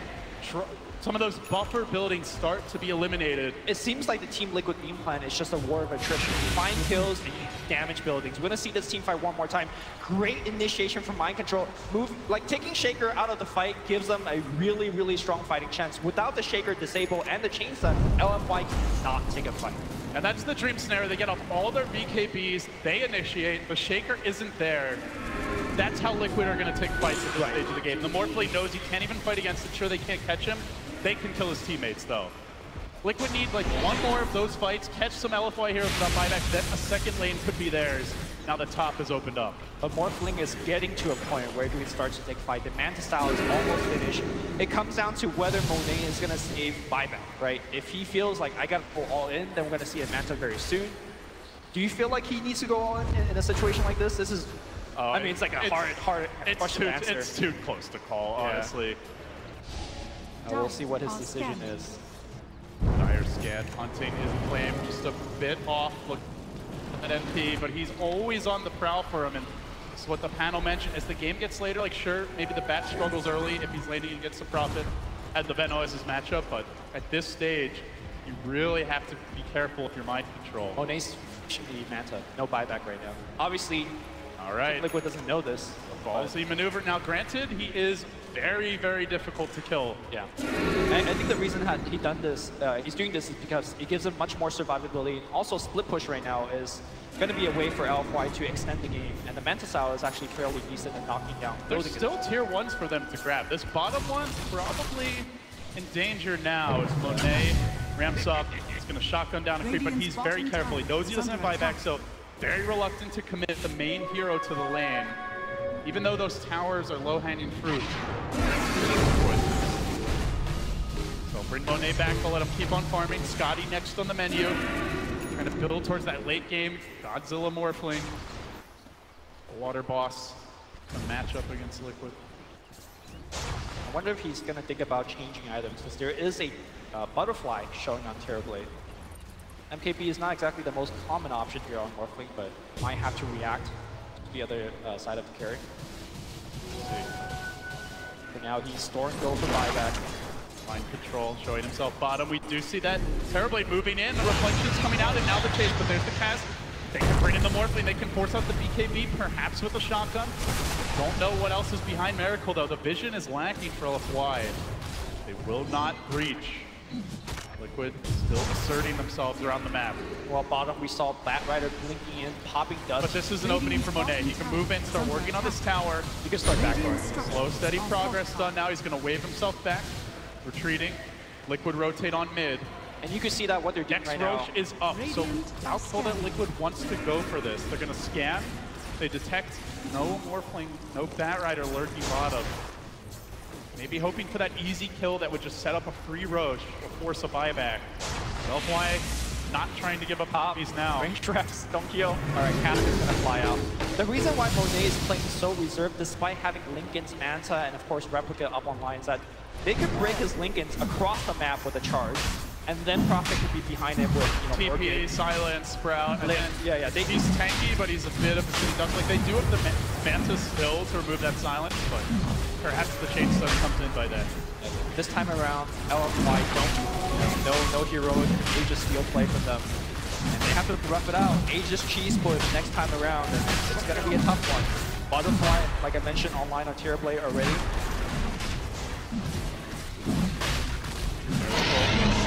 Liquid down that. Aegis in his inventory, making way for it, and Liquid, they'd love to get a second lane with it. Normally on the back foot. That tower mid's about to drop, so it could be all three lanes ripe for the taking. There are bottom already secured. There are no buybacks on any of LFY's. Oh, Courier? Oh my god. There was buyback on Prophet, but I think he was sending the Courier to finish the Shiva's guard. They just want to commit everything for the next fight. They believe that if they don't hold this push, the game's over. Okay, well they do have it on Death Prophet now, so one buyback for LFY. No, he was trying to finish the Shivas, and then he wouldn't have it, but either way, I guess he has it now, but... Does he just commit for the Shivas? 2 lives on Death Prophet, generally not very useful. Exactly, yeah. So perhaps he just goes all in, and that's assuming Courier's good to the secret shop. Looks like it won't. Liquid keep on pressing here, sending illusions to top, sending illusions to mid, chipping away, and always on the range racks. Those won't regenerate. Tower even getting denied mid. LFY salting and burning the fields as they retreat. One buyback in this game, which makes Aegis a big trump card. But Monet, he's got a replicate of his own. He'll send that out in front, a very tanky Terrorblade to deal with these trans. Prophet's got X, by the way. Could be the difference. Maker with no buyback. The sun comes down, the Fisher coming in. Do they want to lasso? They lasso him in. They drag him deeper. The vaunted high ground defense is there. He's got BKB. He's got the BKB. Exorcism is on point. Can they echo this? Can they time it? They're going to let him walk away. The damage is forcing him on his heels. The Miracles has top lane. Praxis. The rat is coming. Mind control gets one, but he might clear this life. Fisher coming through. The last one. The shotgun. BKB. The damage. It doesn't have a TP yet. The TP's on cooldown. They're pumping it into him in the mid lane. The illusion's working on the range. But still, LFY hold the melee. I don't know, man. That was a very costly push. They committed a BKB. They committed a Aegis. They got a range Rex and a tier 3. Do you think that's worth it? I'm not sure. Enough. Morphlene's starting to feel it. Monet is leaving the base. He gets charged. He gets control. Oh my god! Dead! The damage coming out fast and furious. He has found enough That's for a buyback. Monster kill streak. You forced that buyback. unlikely buyback coming here right now. Echo is there. Just watch for the shaker. Don't get caught. That's the call for Liquid. But they push in. They die for DDT. They get him in the buyback. Where's that buyback? It's coming here. It's coming now. BKB's on cooldown. They kill the TV. He's got buyback as well. But if they can't kill the Morphling, they're not going to commit. They get more. They get 2. They might try to find the 3rd. I retreat. I don't think that's enough here for Alpha. They need to push across the map. Buyback. Yeah, they need to push across the map and get more done. Because the next time, if they pick Morphling, that is a game here for Alpha.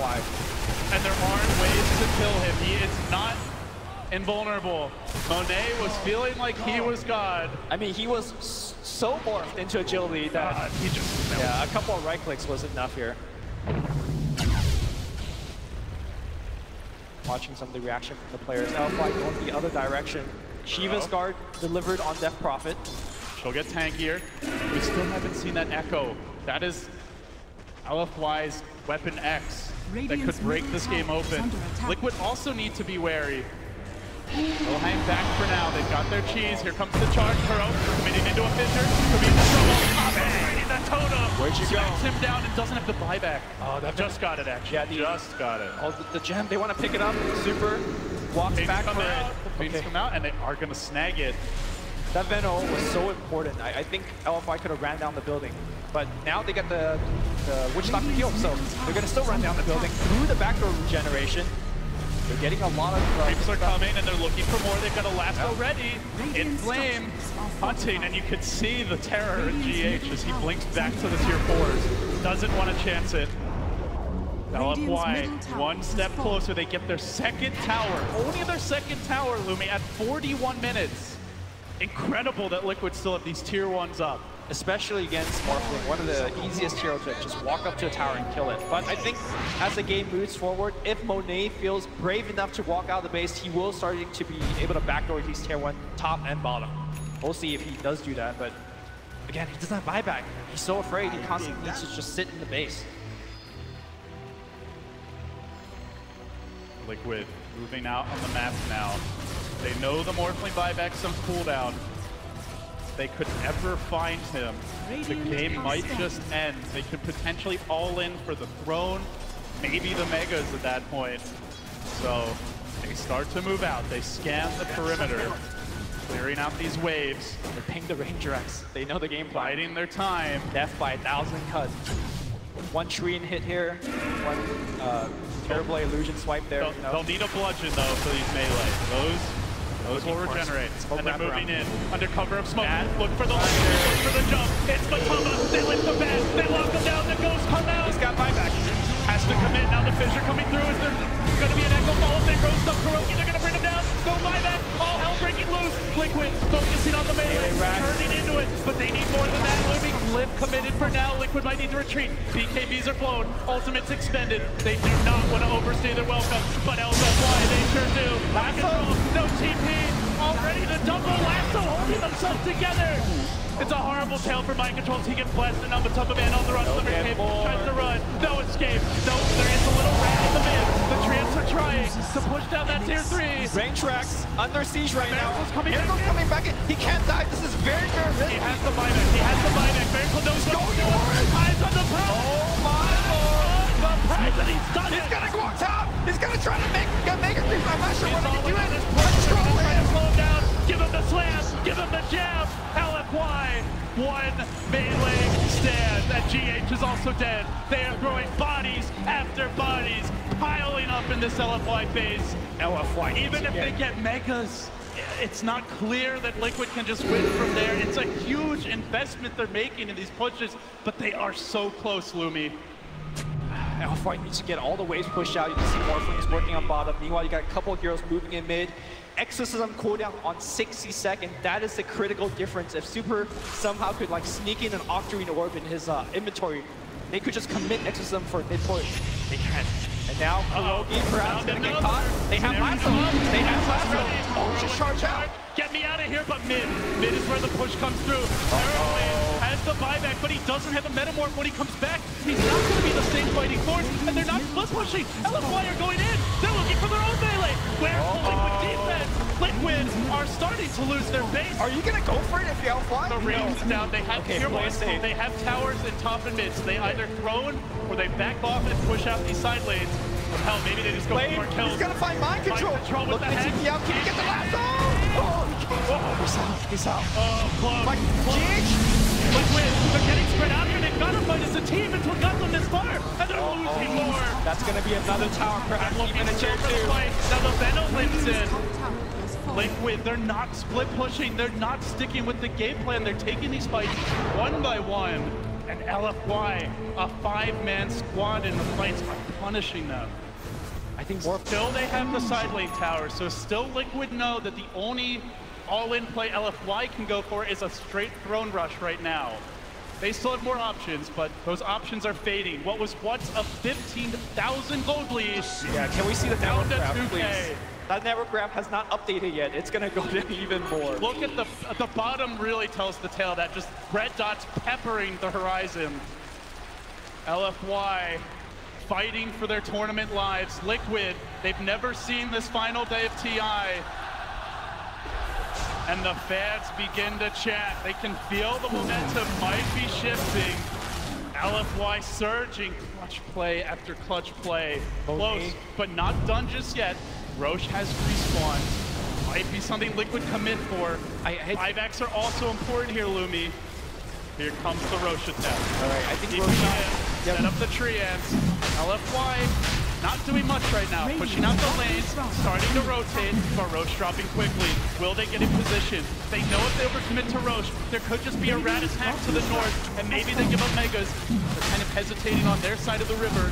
They might just even forfeit this and go for the full-on base defense, and it seems that is the decision. No contest, a clean Roche for Liquid. Aegis up on Miracle, who also has buyback. Everyone wants to fight this. They want to fight into Now they Aegis. want to fight. Yeah. Liquid will never see this coming. Yeah, they don't want to fight in their base. They don't have Glyph up for one more minute. So right now, LFY needs to take a fight outside the base. If they fight inside the base, then, you know, bodies will be throwing that melee racks. Just keep your eyes peeled for anyone trying to go for the back door. Look for the Shaker. Look for the Rubik. Look for the big team fight. Who's starting the party? Afu with the Bender. He gets two. And now Hell breaks loose. Out comes the Exorcism. DDC on the run. He can't get buyback. BO3 into the base right now. Mind control. Going for the melee rack. For the melee. Will he get it? The buyback's committed. Miracle with the double. Still they fight on. He's not able to push through. Afu coming back in. They're coming.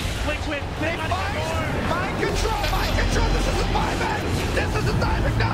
BKBG. He's gonna get the last rack. Acid in 20. Mind control gets the megas. Liquid are close. They are close. Mind control not dead yet. They're gonna push in deeper. They get the kill. Morphling buyback is up in 8 seconds. They will still be able to fight. Not entirely over yet, but Liquid are one giant leap closer as everyone loses the fight. Negative goal change on both sides, which means a win for Liquid. LFY needs and to onto your hats. And onto your buyback. Oh my god. The reason that Morphling is not buying back right now is that if he somehow finishes that Satanic, he will be the truest, the strongest hero on the map. The question is whether he can. We're going to watch this team fight one more time. Critically, they kill Prophet. Hits 2, almost 3 heroes as Matumba blinks away. That was a really good start to the fight for Alpha. You can see how strong Miracle is right now. No one can really fight against this TV with BKB. Yeah, the Butterfly is doing so much work, and I love the decision-making from Prophet. Mind Control buys back, immediately goes for the melee rack. So even though the team fight went evenly, they still got it. But Miracle, perhaps not getting caught. Oh, could be in trouble.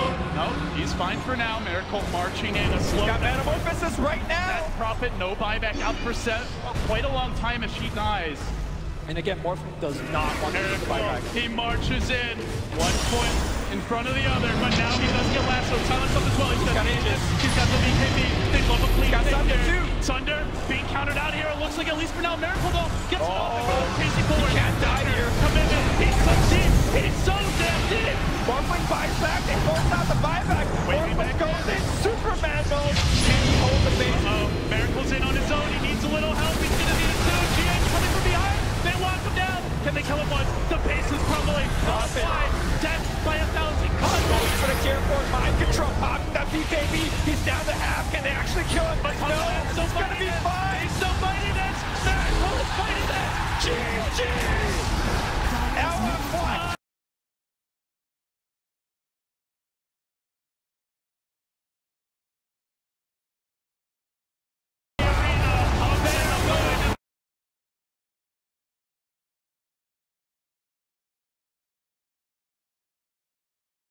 Championship and over $10 million.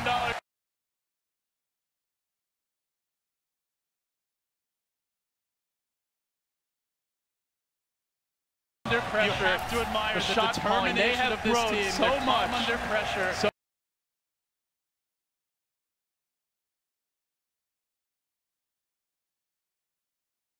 Lumi, but Liquid, resilient as all hell, would not be defeated. The wait for the final handshake. Have done it. Do it again. Can they do it in a BO5 against a newbie who's gotten a lot of extra film on